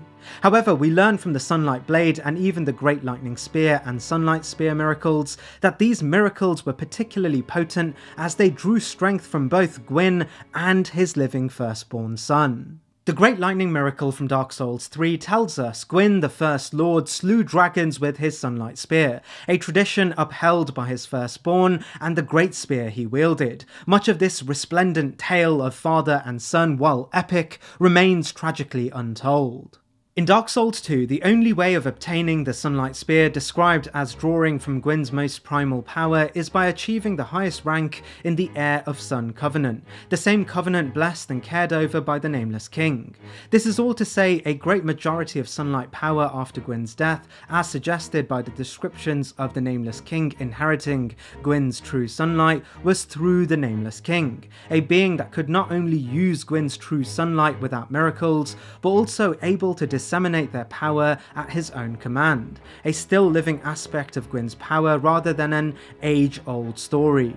The second part of that is most important here, as it gives us a clue as to how the Stormdrake was able to inherit the storm, but also a royal title amongst the dragons, as the Stormdrake was likely blessed directly by the Nameless King with Gwyn's sunlight, allowing it to assume the moniker the King of Storms, a fitting synthesis. This also explains why the second phase of the Nameless King fight begins with a cutscene where the Nameless King lands the final blow to the King of Storms, and in doing so is enriched immensely by the power of lightning, suggesting the King of Storms was not just blessed by the Nameless King's sunlight affinity, but literally shared this power with him. This isn't an entry about the Nameless King, but the King of Storms does represent much of the power of the Nameless King for these exact reasons. While there is a large reliance on the King of Storms being paired with the Nameless King, something we cannot account for comparative reasons as a proxy of the Nameless King's power, the King of Storms far outreaches the power of drakes and even triumphs over many of the other great descendants of everlasting dragons within the Souls series. Even amongst other Fromsoftware games, the King of Storms stands adjacent to other godly enriched dragons, such as the great red lightning wielding ancient dragons of Elden Ring, and thus fittingly ranks here on the list. Lansseax follows closely from what we had spoken of during Sanasax's entry. However, Lansseax's story is enriched most by her influence during the Great Siege on Lane Dell. While the reasons the dragons went to war with Leyndell is a video on its own, we do know during the height of Marika's reign over the lands between, the ancient dragons of Placidusax's tutelage rained down an incredible offensive against Leyndell. Led by the colossal Grandsax, Leyndell were forced to use every ounce of power to repel the invasion, and despite this their walls were breached, their populace almost decimated, and Leyndell's position as the immortal bastion of the Golden Order put into absolute disrepute. So impactful was this event that upon clutching victory, Leyndell and even Godwyn, son of Marika and the royal heir to Marika's godship, would seek to rebuild the Leyndell with draconic characteristics. The great scales of the deceased dragons were refashioned into the armour of the Tree Sentinels and even the Knights of the Realm. We even know upon the destroyed walls, Leyndell opted to use draconic fortifications to rebuild their city. Leyndell even rebuilt their architecture on top of Grandsax's colossal defeated body. But it wasn't just the fortifications that would take on draconic characteristics. In fact, Godwyn the Golden would also seek to inherit this strength too, and in doing so he would create the Ancient Dragon cult, arguing the worship of ancient dragons did not clash with the worship of the Golden Order. He believed a symbiosis could truly be met. This cult would be developed between Godwyn and two ancient dragons that remained after the siege of Leyndell, the most notable being Fortisax. And while this isn't Fortisax's entry, we do know Lanciax shared her heritage with Fortisax, and by proximity almost as relevant and sharing much credit amongst each other, as most dragons were killed during this war, and Godwyn is told to have made peace with these two dragons, seeing within them a power representative of the siege itself, and thus a means to harness its potential. Fortisax's lightning spear tells us Fortisax was known as the mightiest boulder stone of the ancient dragon race. This is relevant as we learn heritage is an incredibly important indicator for dragons in Elden Ring, and Lanciax was not just a distant relative, but a direct sibling of Fortisax. Again, in this we learn Lanciax may have been the only other ancient dragon involved with the attack on Leyndell to make it out alive and given the opportunity to join the Golden Order on the back of her power, providing an even greater degree of exceptionalism to Lanciax's power. It's not surprising therefore to find, much like her sibling, she too has a dragon incantation carrying her namesake. When we consider the previously spoken of Sanasax not having such a distinction, it further distinguishes Lanciax's power as one of hierarchy amongst even the ancient dragons. We also know Lanciax's power was so great she would indirectly be responsible for another dragon incantation, this of course being Vike's Dragon Ball, because as we know Vike was only able to attain the power of ancient dragons under the mentorship of Lanciax, showing Lanciax's power as so great that she granted even greater affinity to Placidusax's source of power to a human than any ancient dragon such as Sanasax could do for themselves. Carried by both Vike's own achievements under Lanciax's mentorship, her exceptionalism when compared to even her peers, her presence as an ancient dragon and survivor of the attack on Leyndell, but also an iconic fighting style and spell of her own, Lanciax stands tall as one of the greater beings in the game, a rank matched by the marvel that is our first encounter with her. It wouldn't be surprising to hear stories of many of Godwyn's own forces falling at the feet of the great ancient dragon siblings, Lanciax and Fortisax, and their image being used as the blueprint for the draconic tree sentinels and inspiration around the new motifs deemed necessary to protect Leyndell.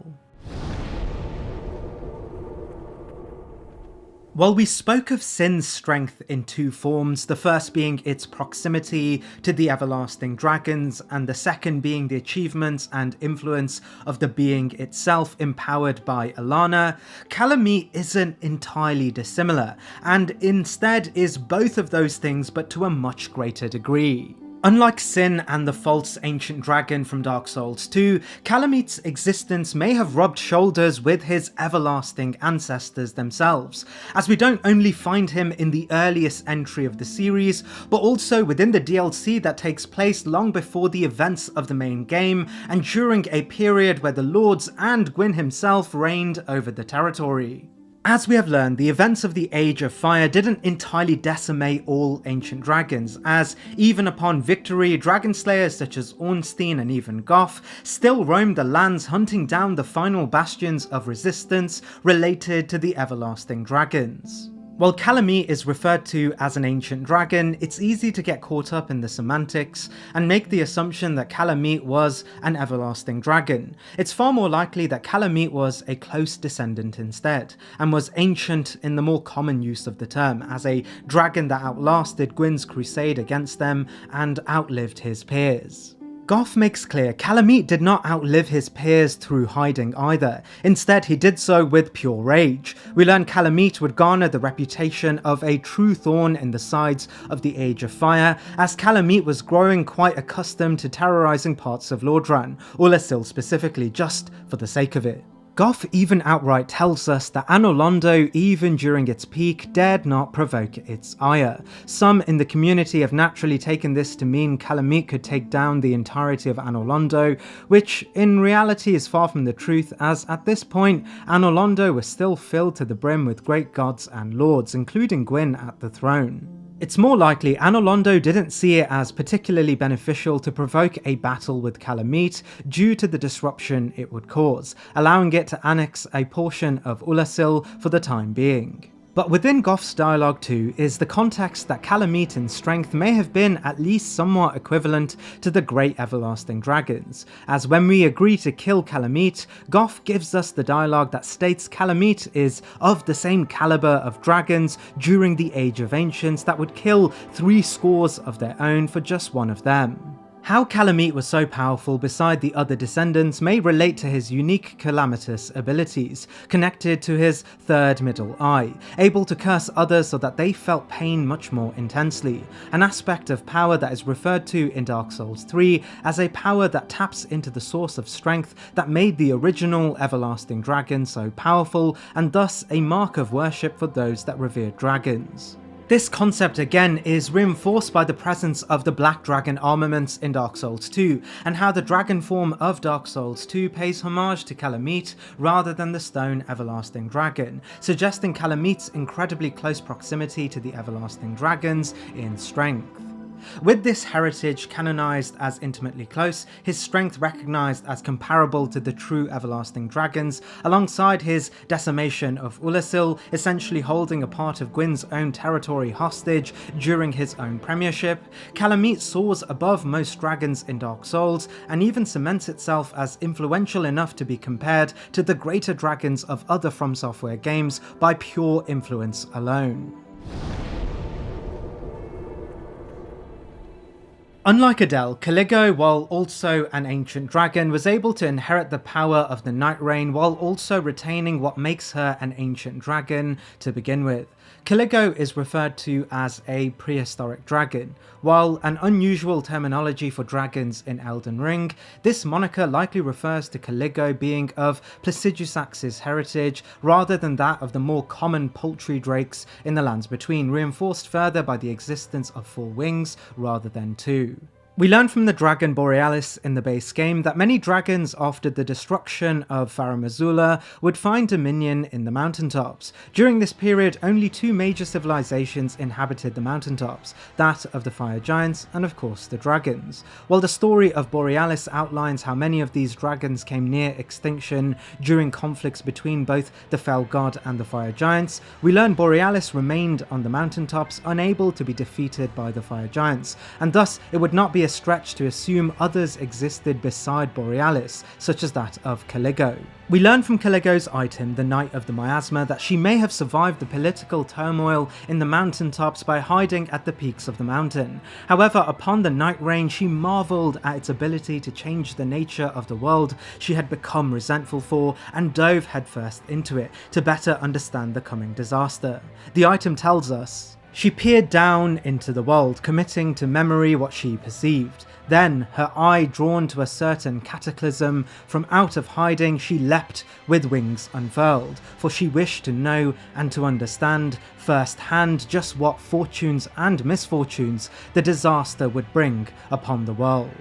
What's interesting about Caligo's ability to be transformed by the Night Rain is the fact that she already harboured an aspect of power that was associated with the Nox civilization, as she, much like the Dragonkin soldiers born of Silver Tears, was able to command frost, and her embrace of the Night Rain no doubt saw within her an aspect of the night itself, much like Adele becoming a more comprehensive extension of its power, as what more than the cold represents the dark. True cold is truly the absence of heat, and the dark the absence of light after all. In our battle, Caligo is absolutely monumental in size. In fact, she eclipses a great majority of other ancient dragons too, sharing more of the hallmarks that make both Placidusax and even Baal distinct, suggesting Caligo may have shared rank with Baal under the early tutelage of Placidusax. This isn't entirely surprising either, as we know the greater dragons that departed from Placidusax channeled unique aspects of their own power. Baal held in him the power of flame lightning. In a similar sense, Caligo harboured the power of ice. Unlike Adele, we know Caligo embraced the Night Rain more willingly, and thus instead of being a forced mutation, seems to be far more coherent, embellishing her pre-existing strength rather than forcefully changing it, maintaining her form and even ability to fly, but now also in absolute control of the freezing fog, not unlike Baal's own absolute control over the flames of the Jagged Peak. This also gives an interesting divergence into the lineage of dragons in the mountaintops, with theories that could suggest Caligo, an ancient dragon of Baal's caliber, may have represented a third divergence of dragonkind in the mountaintops after Pharaoh Mazula's breakdown, explaining their unique ability to control frost, something unseen in Placidusax's domain or even in Baal's either. In any case, Caligo's distinction places it in a similar breadth to the likes of Baal and even Placidusax, fitting as it explains why Caligo would be embraced by the Night Rain as a Night Lord of its own, a true harbinger of the primordial night. However, as is the case for all things Night Rain, there are gaps everywhere here, and there is a lot of speculation, and thus Caligo should be taken with a pinch of salt when comparing her to her contemporary greater dragons, firmly standing here on the list. As mentioned in Lanciax's entry, Fortisax was second only to the Great Grandsax during the siege on Leyndell.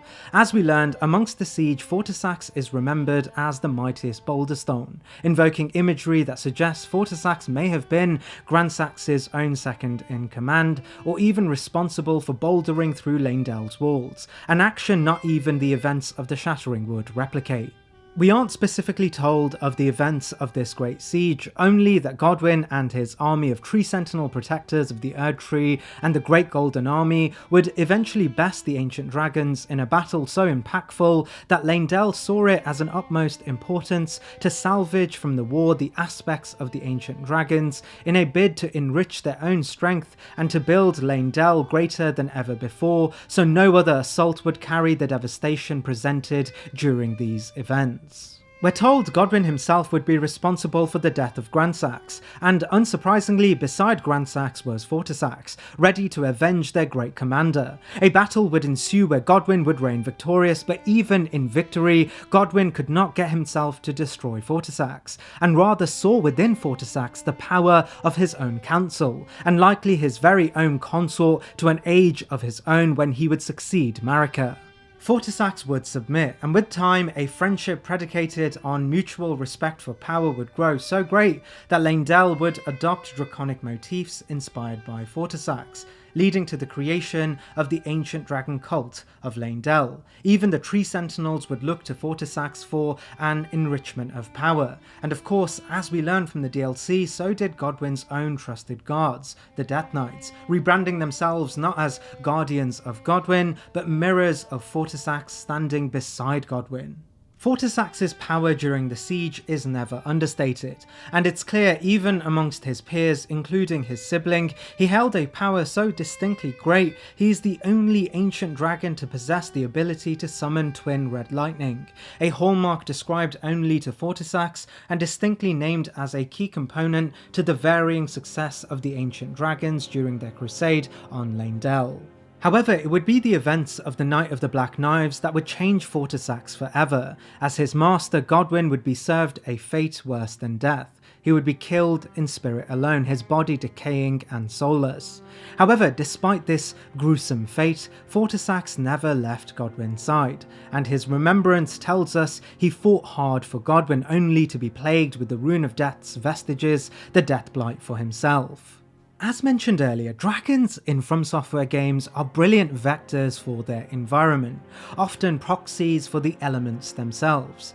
In this, Fortisax, much like Exeeks and even Dark Soul dragons such as Seath and Sin, naturally took on the very Death Blight into his own body, his lightning now embodying the blight itself, and his form darkened to resemble the hues of his half-dead master. On top of this, we learn Fortisax would eventually become one with the half-dead prince, and his Deathblight lightning would carry the golden hues of Godwyn too, merging what was left of the Great Heir with Fortisax's affinity to lightning at the heart of his own previous age under Placidusax. When we face Fortisax, we are in many ways not just facing Fortisax, Boulderstone of the Ancient Dragons, nor really Fortisax, companion of Godwyn. We are facing Fortisax, the great ancient dragon Boulderstone, alongside the heavy influence of Godwyn, not as a golden god, but the Prince of Death. It's no wonder why Fortisax is only fought through Godwyn's true body, as Fortisax is the greatest representation of Godwyn, albeit a Godwyn not of gold but of death, his potential sterilised by the remnants of the Rune of Death, but his influence clearly still powerful enough to conjure forth a world of those who live in death.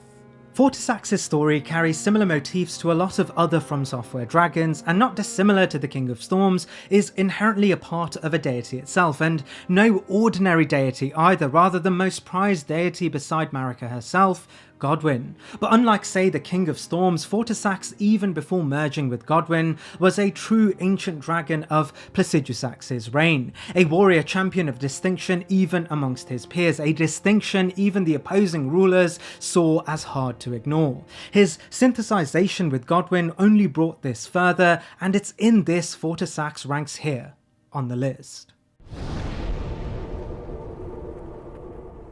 Clouded in mystery and intrigue, no other dragon was the host of more speculation within the Souls community than the Stone Dragon. Found at an unusual corner of the already secret Ash Lake, the Stone Dragon isn't an enemy or a foe, rather it's more so a character, a being that is truly immortal and impervious to all of our attacks. Was this a true everlasting dragon, or perhaps something else entirely?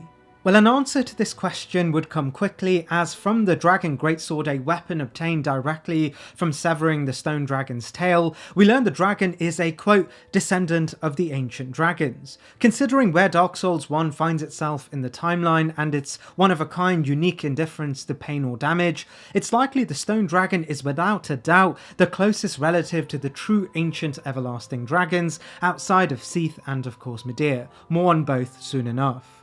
However, from this we can assess the strength of the Stone Dragon as near adjacent to other dragons of a similar lineage, such as Kalameet, a dragon referred to colloquially as ancient, much as the Stone Dragon is. And as we learn, Kalameet would be so great his presence alone would threaten Anor Londo even during its premiership in power. Unlike Kalameet, however, it doesn't appear the Stone Dragon takes much pride in being a destructive or vengeful force. Rather, it prioritizes its own solitude above all else.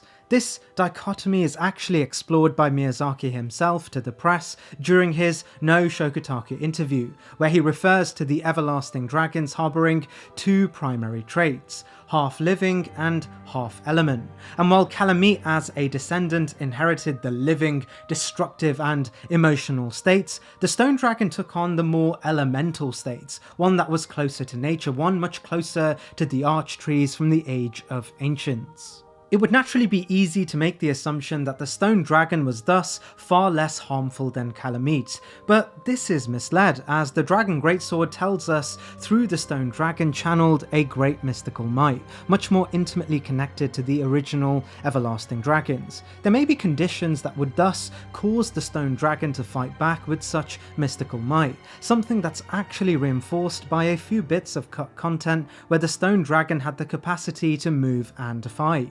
The nature of this innate power is of course explored in Dark Souls 2, where the false ancient dragon, drawing from the essence of the true everlasting dragons, allowed us to travel through time through an item known as the Ashen Mist Heart, which may be a similar power held by the stone dragon, which would explain its inherent immortality too. In any case, we know this innate power was great enough that the first ever Dragon Covenant would be erected under the Stone Dragon's influence, serving the Stone Dragon under the path of the Dragon Cult, which even allowed the worshippers to transcend their own human form into humanoid dragons. Again, this is explored later in the series with Osiris 2, further suggesting the immense innate power of the Stone Dragon and its lasting influence. The Stone Dragon's ability to alter the nature of its worshippers furthers the context that it harboured the unique elemental distinctions of the original Everlasting Dragons, something we never get to see again in the franchise, outside of the keenly connected Ancient Dragon in Dark Souls 2, a fitting similarity as this was the Great Oldier's most successful experiment in bringing back a true-to-life Everlasting Dragon in order to transcend the Hollowing Curse itself. The act of transforming into humanoid dragons is also available to the player in Dark Souls 3, and it shouldn't come as a surprise that the means to do so is through a stone tablet that shares identical but withered aesthetics to the stone tablet of the true stone dragon from the first game. It's in this that the stone dragon symbolised the solitary attunement with nature that the original everlasting dragons had before the War of Ancients, while the unfiltered rage for vengeance later developed during the War of Ancients is better represented by Kalameet.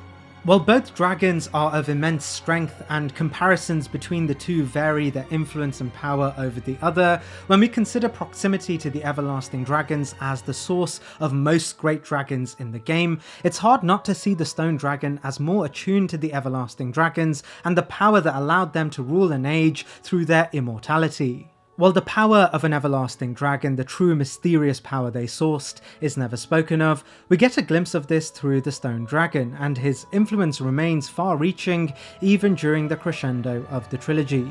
There's a version of the stone dragon that is brought to the rage of its ancestors, a version we never see, but we are assured that beside the descendants, the stone dragon harboured not only the transferable power of the dragons to thousands of worshippers through the trilogy, but also the ability to weaponize this for himself if anything could threaten its perceived immortality. And in Dark Souls 1 we simply cannot, and thus we are saved the chance to witness this power for ourselves. Thus far, we have only ever spoken of dragons in Dark Souls as descendants and adjacent beings to true everlasting dragons. As in truth, true-to-life everlasting dragons are probably the most mythical of all beings in the game, and as much as we're told of their existence, their legendary image, totems and stories about their greatness, we only ever meet descendants. We spoke of Kalameet in this sense, his power consistently attempting to appeal to the greater strength of the true everlasting dragons. But it's not just Kalameet. Every other dragon in Dark Souls, as we learn, is pegged against their proximity to the everlasting dragons. In the chronology of the game up to this point, the closest encounter we have to a traditional everlasting dragon is against Seath, who is ironically an albino everlasting dragon genetically stripped of the very thing that made the everlasting dragons, well, everlasting, their scales. In this, Seath, while immense in power due to his inheritance of a large portion of Gwyn's soul, is not an authentic experience. Thankfully, Dark Souls 3 at the literal end of the world has something special in store for us. Hidden far below the Ring City, we are given a chance to face what is likely the closest representation to the original concept of everlasting dragons in the form of Dark Eater Midir. The sorcery Old Moonlight, obtained after defeating Medea, states the sword is named after moonlight, but it is slightly different to the one fashioned off of the pale drake Seath. Perhaps it is rooted in an older memory from not long after the beginning, confirming that Medea isn't just a distant descendant of the everlasting dragons, rather his origins are contemporaneous with Seath's at the literal beginning of time, classifying Medea as a true everlasting dragon, scales and all.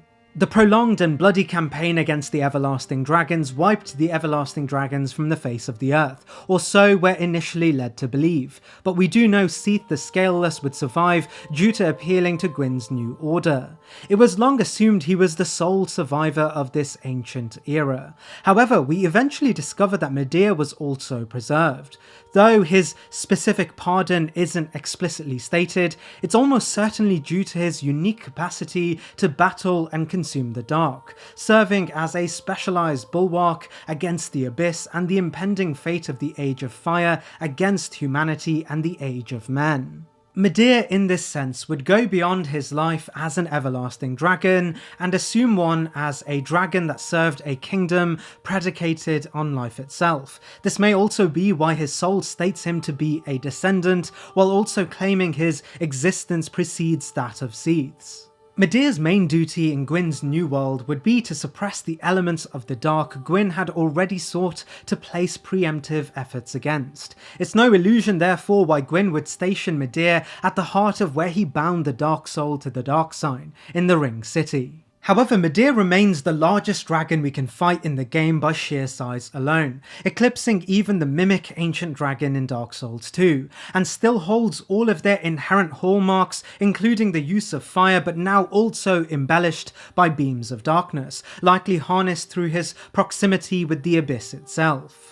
This also helps us understand why Gwyn may have chosen Medea amongst all other ancient dragons, as he may have noticed the power distinction between Medea and his peers, and thus saw him fit to join his own forces. This isn't unlike Gwyn either, as we know he would do very much the same thing with the demons from Izalith too, repurposing them for a variety of roles throughout Lordran, be that asylum guards, gargoyles, and even foot soldiers for the City of the Gods, Anor Londo.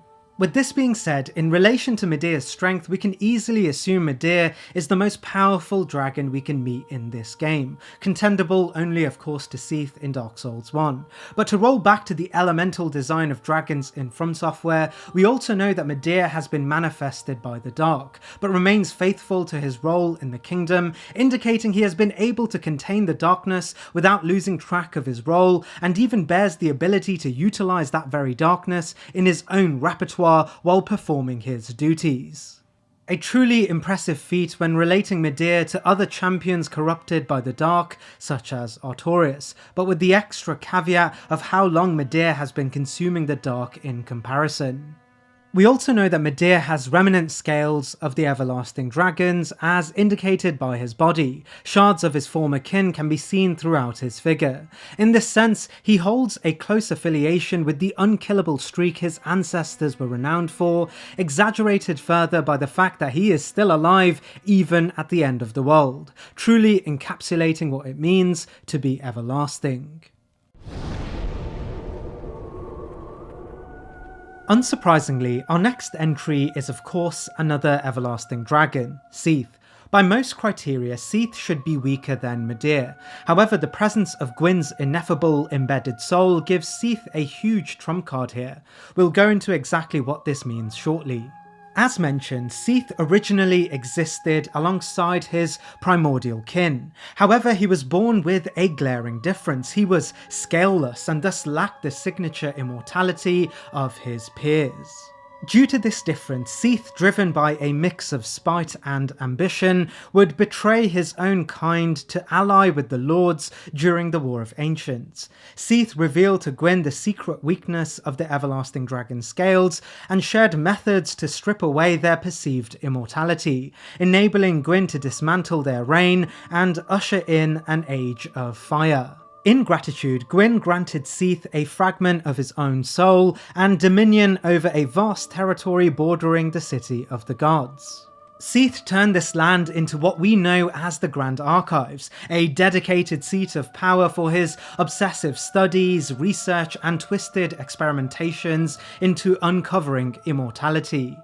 Most of these experiments would revolve around crystals, and expanded across Lordran, often to the dismay of Gwyn's closest allies.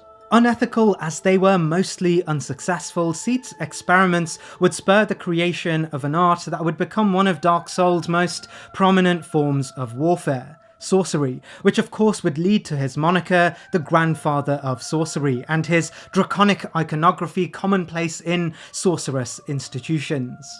Seath's discoveries would spur a cult of followers, and soon enough, this cult would go on to establish themselves as scholars, particularly within Vinheim, establishing the Dragon School to further study the art. And despite learning only indirectly from Seath's work, they would become so powerful the entire region would come under the influence of the Academy, making Vinheim the country synonymous with the Academy and giving rise to extremely powerful figures such as Big Hat Logan.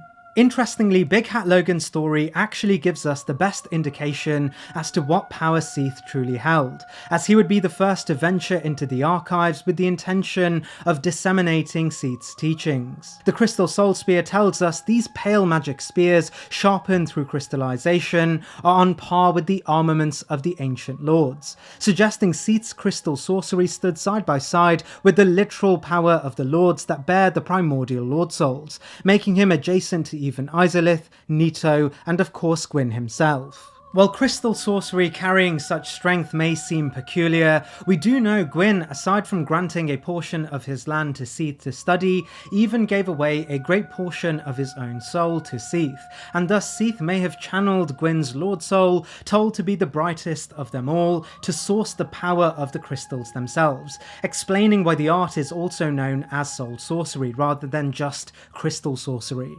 However, we do know there were some major drawbacks to Seath, specifically his inability to truly patch his weakness compared to his everlasting contemporaries. While he found brief immortality from the primordial crystal found in the rubble of the War of Ancients, it was nothing more than a Horcrux. But it's important not to underestimate the source of the power sorcery would become in the trilogy, as almost every great faction, every ruling kingdom, even great scholars in a wide range of discipline would pay homage to Seath's soul sorcery, and as the perfect practitioner of this power told to be on par with Gwyn's, he ranks here, remaining the greatest dragon to grace the Dark Souls trilogy, empowered directly by an aspect of Gwyn during his own premiership in this world.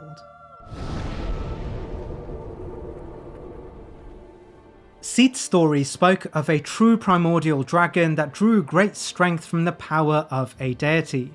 However, Placidusax's story is one of a true primordial dragon that was a deity in itself, as at the height of all ancient dragons in Elden Ring is the lord and consort to a deity that once ruled the prehistoric era of the entire story. Placidusax's story, and therefore the story of the ancient dragons in Elden Ring, are left intentionally vague, as time and time again this era is labelled as prehistoric, and thus all written text or narrative around the dragons remains coated in speculation even within the sources within the game itself. While we do get snippets of first-hand accounts from dragons themselves, specifically the dragon priestess we meet in the DLC, nothing is ever said explicitly of what the order of the dragons look like. Rather, we are just given context around Placidusax's final command, this of course being the destruction of Baal and his low-born kin. Farum Azula, the home of their historic rule, is important to uncovering this, as we know it was somewhat suspended in time. The clues within Farum Azula make clear the Dragon Lord's rule was less regimented and far more inclusive than the Golden Order. To recap, orders or times in history within Elden Ring are marked with a hierarchy of power, an Empyrean deity that controlled the nature of the era, and of course the consort who acted on behalf of said deity. But regarding the Order of Dragons, we aren't told exactly who Placidusax was consort to, or what god this was entirely, but we do know this god one day fled and left Placidusax without orders. There are naturally ties to Placidusax answering directly to the Greater Will through signs bestowed by Meta, and Meta's eventual excommunication from the Greater Will being responsible for Placidusax's stagnant rule. But this breaks a few conventions established about consort and god already entrenched in the game, and aren't necessarily important to Placidusax's power ranking in modern times. Regardless, we're told during Placidusax's premiership he occupied Farum Azula and commanded the ancient dragons, beastmen, and potentially primordial humans too. His rule was sound and his position of authority deeply respected. We can't say for certain how long Placidusax ruled, as his rule abstracted time itself on a philosophical level. We do however know of two major events that play into the end of Placidusax's rule. The first was the previously mentioned abandonment of his god, and the second was the rebellion of one of Placidusax's greatest subjects, Bael the Dread, likely encouraged by what they saw as an ill-fitting ruler. Bael's entry is of course coming up on the list, and we'll delve deeper into this rebellion, but what is important to know here is that Bael's rebellion found him face to face with Placidusax, and in a battle for the ages they would, as described within the game, mortally wound one another, with Bael leaving promptly after the scuffle. Placidusax during this final moment, however, had bit deeply into Bael, severing two of his own heads as Bael flew away to recover in the Jagged Peak. These events would have Placidusax create Dragon Communion, a tradition set with the goal of snuffing out Bael and all of his kin. From the Dragon King's Cragblade and aspects inherited by Bael after being embedded with Placidusax's head, this event likely took away crucial components of Placidusax's power, and unlike Bael, he was much worse for it at the end of the struggle. While Placidusax's future following these events isn't detailed, we do know soon after the creation of Dragon Communion, Farum Azula and Placidusax himself would begin to fall into obscurity, literally suspended out of time as the world progressed without the remnants of this old order. The incantation known as Placidusax's Ruin tells us, "These are dying wails of the Dragon Lord who once dwelled eternal beyond time," and seeing as this is the spell used by Placidusax at the beginning of the encounter, we can only assume he is in a much weaker place than prior to the events of his duel with Bael, and may in truth already be near death before we encounter him, only saved by the suspension of time. However, we do know despite his god leaving him, he still harbours a clue as to what his power may have been, and what power the god associated to this age may have granted him and his kind as consort and subjects of this prehistoric era. This of course being the lightning entirely unique to Placidusax and his prime subjects, the true ancient dragons. There isn't a lot of context on how powerful the lightning of the ancient dragons was prior to the events of his god leaving him, but we do know great figures found even greater strength in this lightning even after the god's departure, and just by channeling this aspect of power through the ruined Placidusax. The description of most lightning incantations tells us of a great ancient power and the pinnacle of ancient strength, and even in contemporary times, Vike's adoption of this red lightning would secure him a position to challenge even the shattered Golden Order as a new tarnished champion. However, the most interesting aspect of the lightning spells are its ability to uniquely take on elements around it, in a way not dissimilar to dragons themselves. Fortisax adopted lightning to harbour aspects of Deathblight, and Dragonkin soldiers created frozen lightning reminiscent of their own environment. This makes a lot of sense, as we know Fromsoftware positions dragons as elemental and primordial to the very concepts and rules of the world. Lightning, the pure excitement of energy itself, may be the primordial force inherent to all elements, which would make sense as it's clear Placidusax, a prehistoric entity who seems to have once held a unified Elden Ring with traces to the primordial crucible itself, governed above all else lightning, the purest expression of power in all things. However, it's clear through the events of his life the ability to weave lightning has severely diminished since his god's abandonment. Red lightning, while distinctly powerful, is often only described in power as ancient and the once great power of the prehistoric age, now standing adjacent to other great powers rather than above them within the Elden Ring universe. If Placidusax was at his height of power, he could easily challenge for the top of this list across all Fromsoftware games, as he wasn't just a dragon, but the king of dragons, their warrior deity that ruled over unchallenged. If Dark Souls had such a deity, it would be like the king of the everlasting dragons that governed their everlasting status. It's precisely in this that while Placidusax, even in his debilitated form, still stands as the greatest practitioner of the power integral to the ancient dragons, and even remains in control over a vast majority of the ancient dragons themselves. And while his power is but a fragment of what it used to be, it continues to exert enough influence that his kin would go on to lead the greatest threat to the Golden Order it has ever seen during Gransack's siege on Leyndell. And as much greatness is associated to Gransax, Placidusax is still his greater, and in this Placidusax is the representation of the contemporary power of all ancient dragons in Elden Ring, firmly standing here on the list.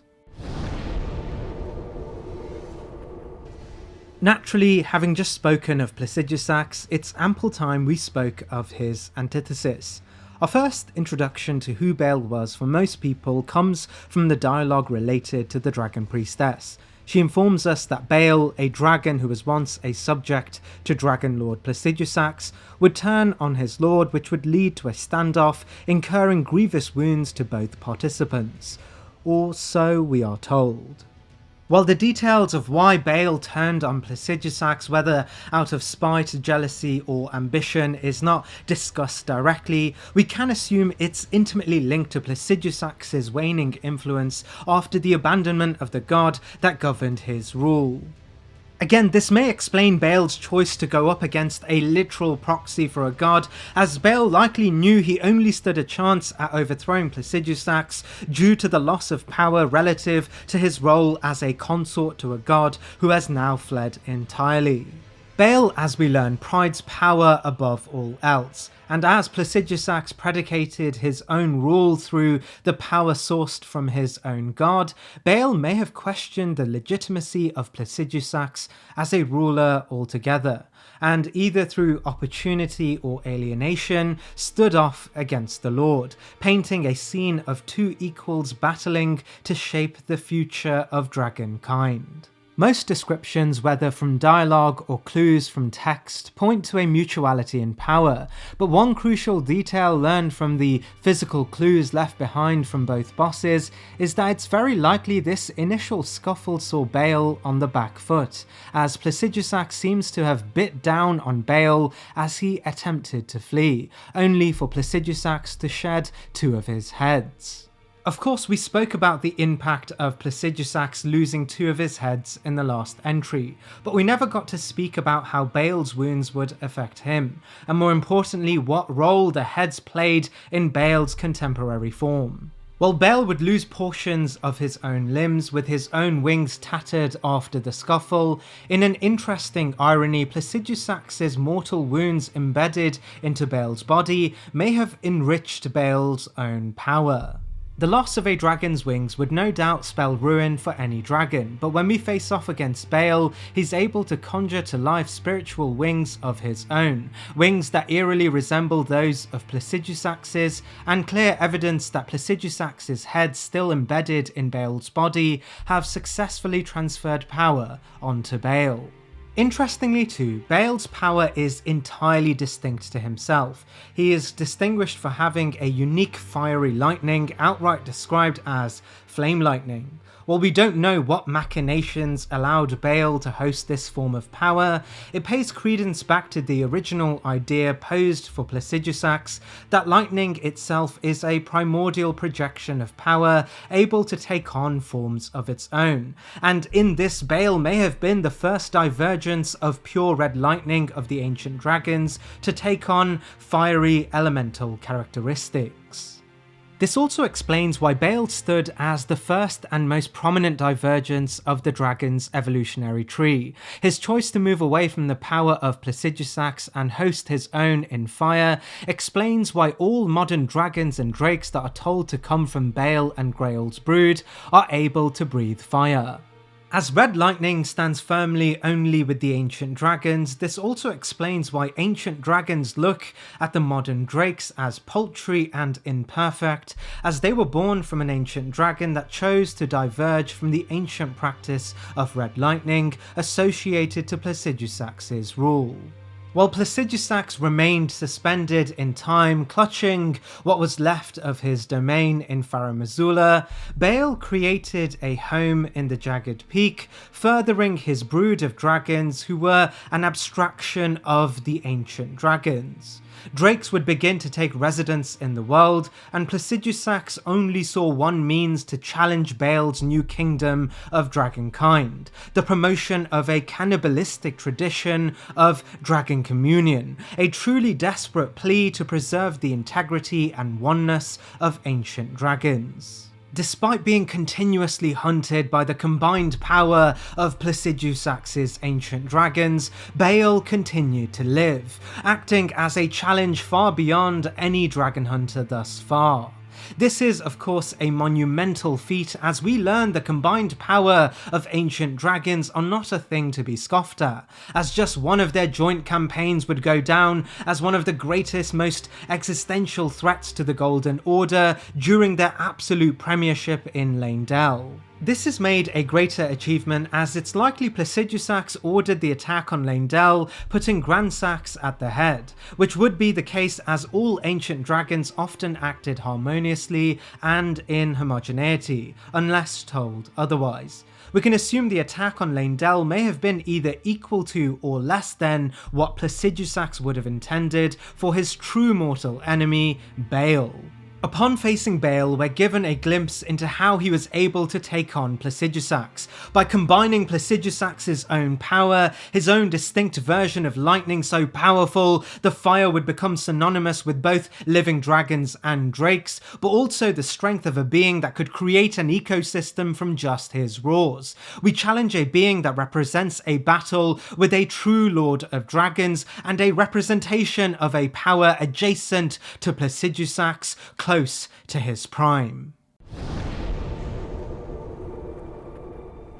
Dragons in Fromsoftware are usually spoken of as a homogeneous species and relative to the story of more grand individuals. The dragons of Dark Souls represent the state of nature Gwyn personally overcame to qualify his own reign as legitimate. In a similar sense, the dragons of Elden Ring, while represented as individuals and in some cases gods of their own, exist as the canonical prehistory of the Lands Between and assurance that the Golden Order and Marika's reign is not unique in its position, rather a turn of age that will, much like the Age of Dragons, come to an end. Elden Ring tells us of dragons to remind us, as humans, we're not special and ultimately subservient to the much greater powers of the Greater Will. However, the Divine Dragon in Sekiro is far more than just a being to be conquered or a lesson in history. The Divine Dragon is a god in the most mythical sense, a being that far transcends the toils of humanity, a being so far beyond humanity and the plights of their kind that it just exists in itself, unchallenged or fazed by growing powers. And in many ways, this is perfect for Sekiro, as Sekiro's story revolves around people, the best laid plans of mostly well-seeking characters. Let's take Genichiro for example. Genichiro symbolised the aspects of unwavering justice spliced with unlimited ambition. If Genichiro, as the descendant of Ishin Ashina, was to preserve his ancestors' heritage and the culture of the region under threat, he had to battle the advancing imperialist forces of the Interior Ministry to legitimize Ashina's right to self-preservation. But as we learn, the threats coming from the Interior Ministry were far too great for Genichiro to tackle head-on, and instead Genichiro had to adopt a Machiavellian archetype and pledge any means necessary to preserve Ashina, undoing all ethics and opening himself up to an uncapped ambition so great he lost all foresight. In a mirrored sense, Isshin himself, leader of Ashina, although sharing the ideals of self-preservation against the impeding Interior Ministry, chose to embody his ethics and principles and battle the losing fight without losing sight of Ashina's codes and principles.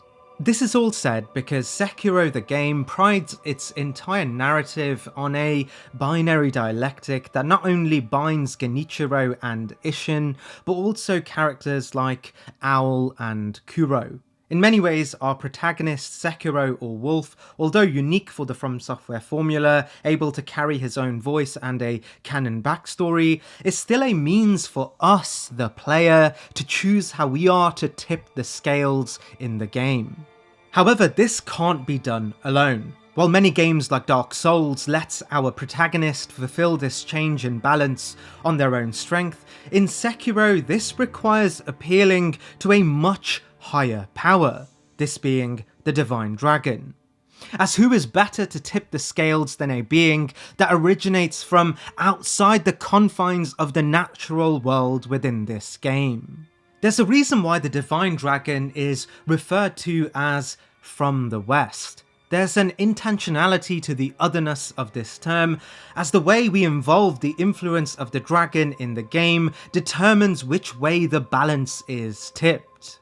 However, it's not just Sekiro who knows to appeal to this greater divine being, as Genichiro also wants to use the Divine Dragon's influence on his own quest for immortality, and thus the means to carry out his ideal end to this dialectic. In a similar sense, Isshin seeks to sever the dragon's influence to relinquish immortality and therefore the prevailing threat of dragon rot, which is deforming the physical, mental and cultural significance of the Ashina clan, once again playing into the unstoppable otherworldly power of the Divine Dragon. It's therefore not surprising that in a game about people and names, stories and individual ideas about what the right thing to do is, the Divine Dragon isn't a person. It's referred to as a god, a being bound by the ineffable divine limits. A being so great it's untethered to whatever outcome it is used to create and the motivations of the lesser beings seeking its use. This level of power in the Fromsoftware formula is literally only reserved for beings of extreme, unattainable and unfathomable influence, and we never get to fight such a being for the simple fact we are ants to their greater scheme. For reference, the Divine Dragon is as if an outer god of Elden Ring, or alternatively the Great Erden of Bloodborne, was a fightable boss. Something inconceivable, as they are far more than the dimensions we qualify our own strength in their respective games. The Divine Dragon therefore wholly exists outside the confines of measurable strength in our human sense. Even reaching the battle is a colossal undertaking, riddled with enlightenment and rituals. But of course I wouldn't mention the Divine Dragon if we weren't able to face it head on. Which begs the question, how on earth was a Fromsoftware protagonist feasibly able to face down a literal god? Which is a pertinent question, as the power of the Divine Dragon is as monumental as its influence. We learn some of the greatest powers in the game's universe, be that the Okami tribe and their association to both the Fountainhead Palace and even Tomoe, drew their power and affinity to lightning from the Divine Dragon.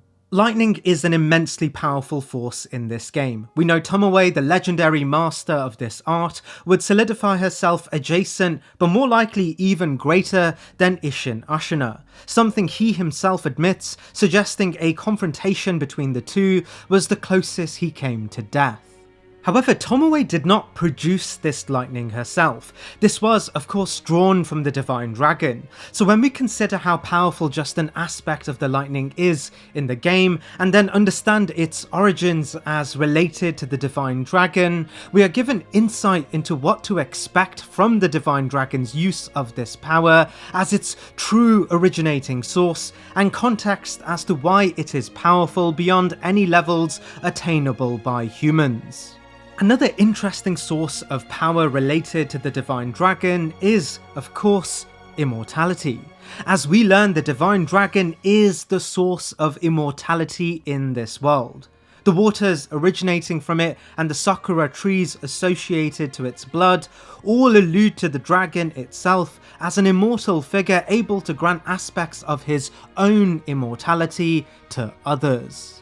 Without getting into the nuances, we know immortality plays a key role in various facets of this game's universe, from Genichiro, Isshin, and even the Senpu monks, Guardian Ape, and Corrupted Monk too. And all of this isn't an intentional action by the Divine Dragon. In fact, it's just the byproduct of the Divine Dragon's essence culminating into the Fountainhead Palace.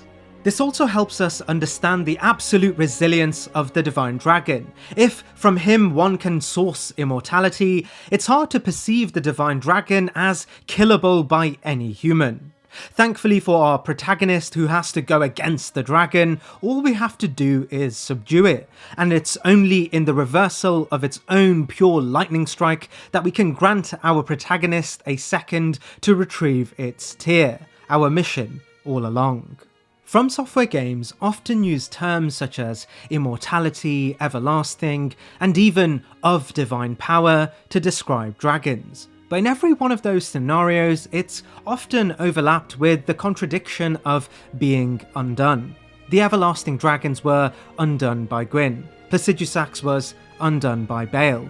But Sekiro, while offering us the narration and clear clues of immortality and being a source of true unlimited energy, doesn't contradict itself once. The Divine Dragon lives no matter whatever happens in the end. The Divine Dragon will remain immortal, will remain a god, and will remain so far beyond mortal affairs the consequences of their actions will be no more than a footnote in its day.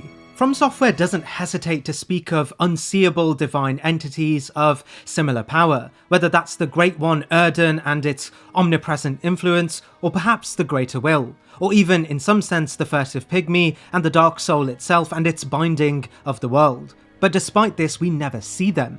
In a franchise known for fighting behemoths, it's unusual but fair that we aren't put up against such beings. But Sekiro shook this formula. There's a reason this boss battle literally feels like a dream sequence, like the world changes around us as we approach, as we are no longer in a realm where we have much influence. We are in many ways at the complete uncaring behest of a god of eldritch proportions. And thankfully for this list, this encounter with a god is an encounter with a dragon. To return to my original thesis at the beginning of the video, dragons in Fromsoftware are often far more than just living beings. They represent concepts, they represent eras. The Divine Dragon, of course, in a game so focused on the ambitions of lowly humans, represents the greater picture that the universe is far bigger than the ambitions of humans.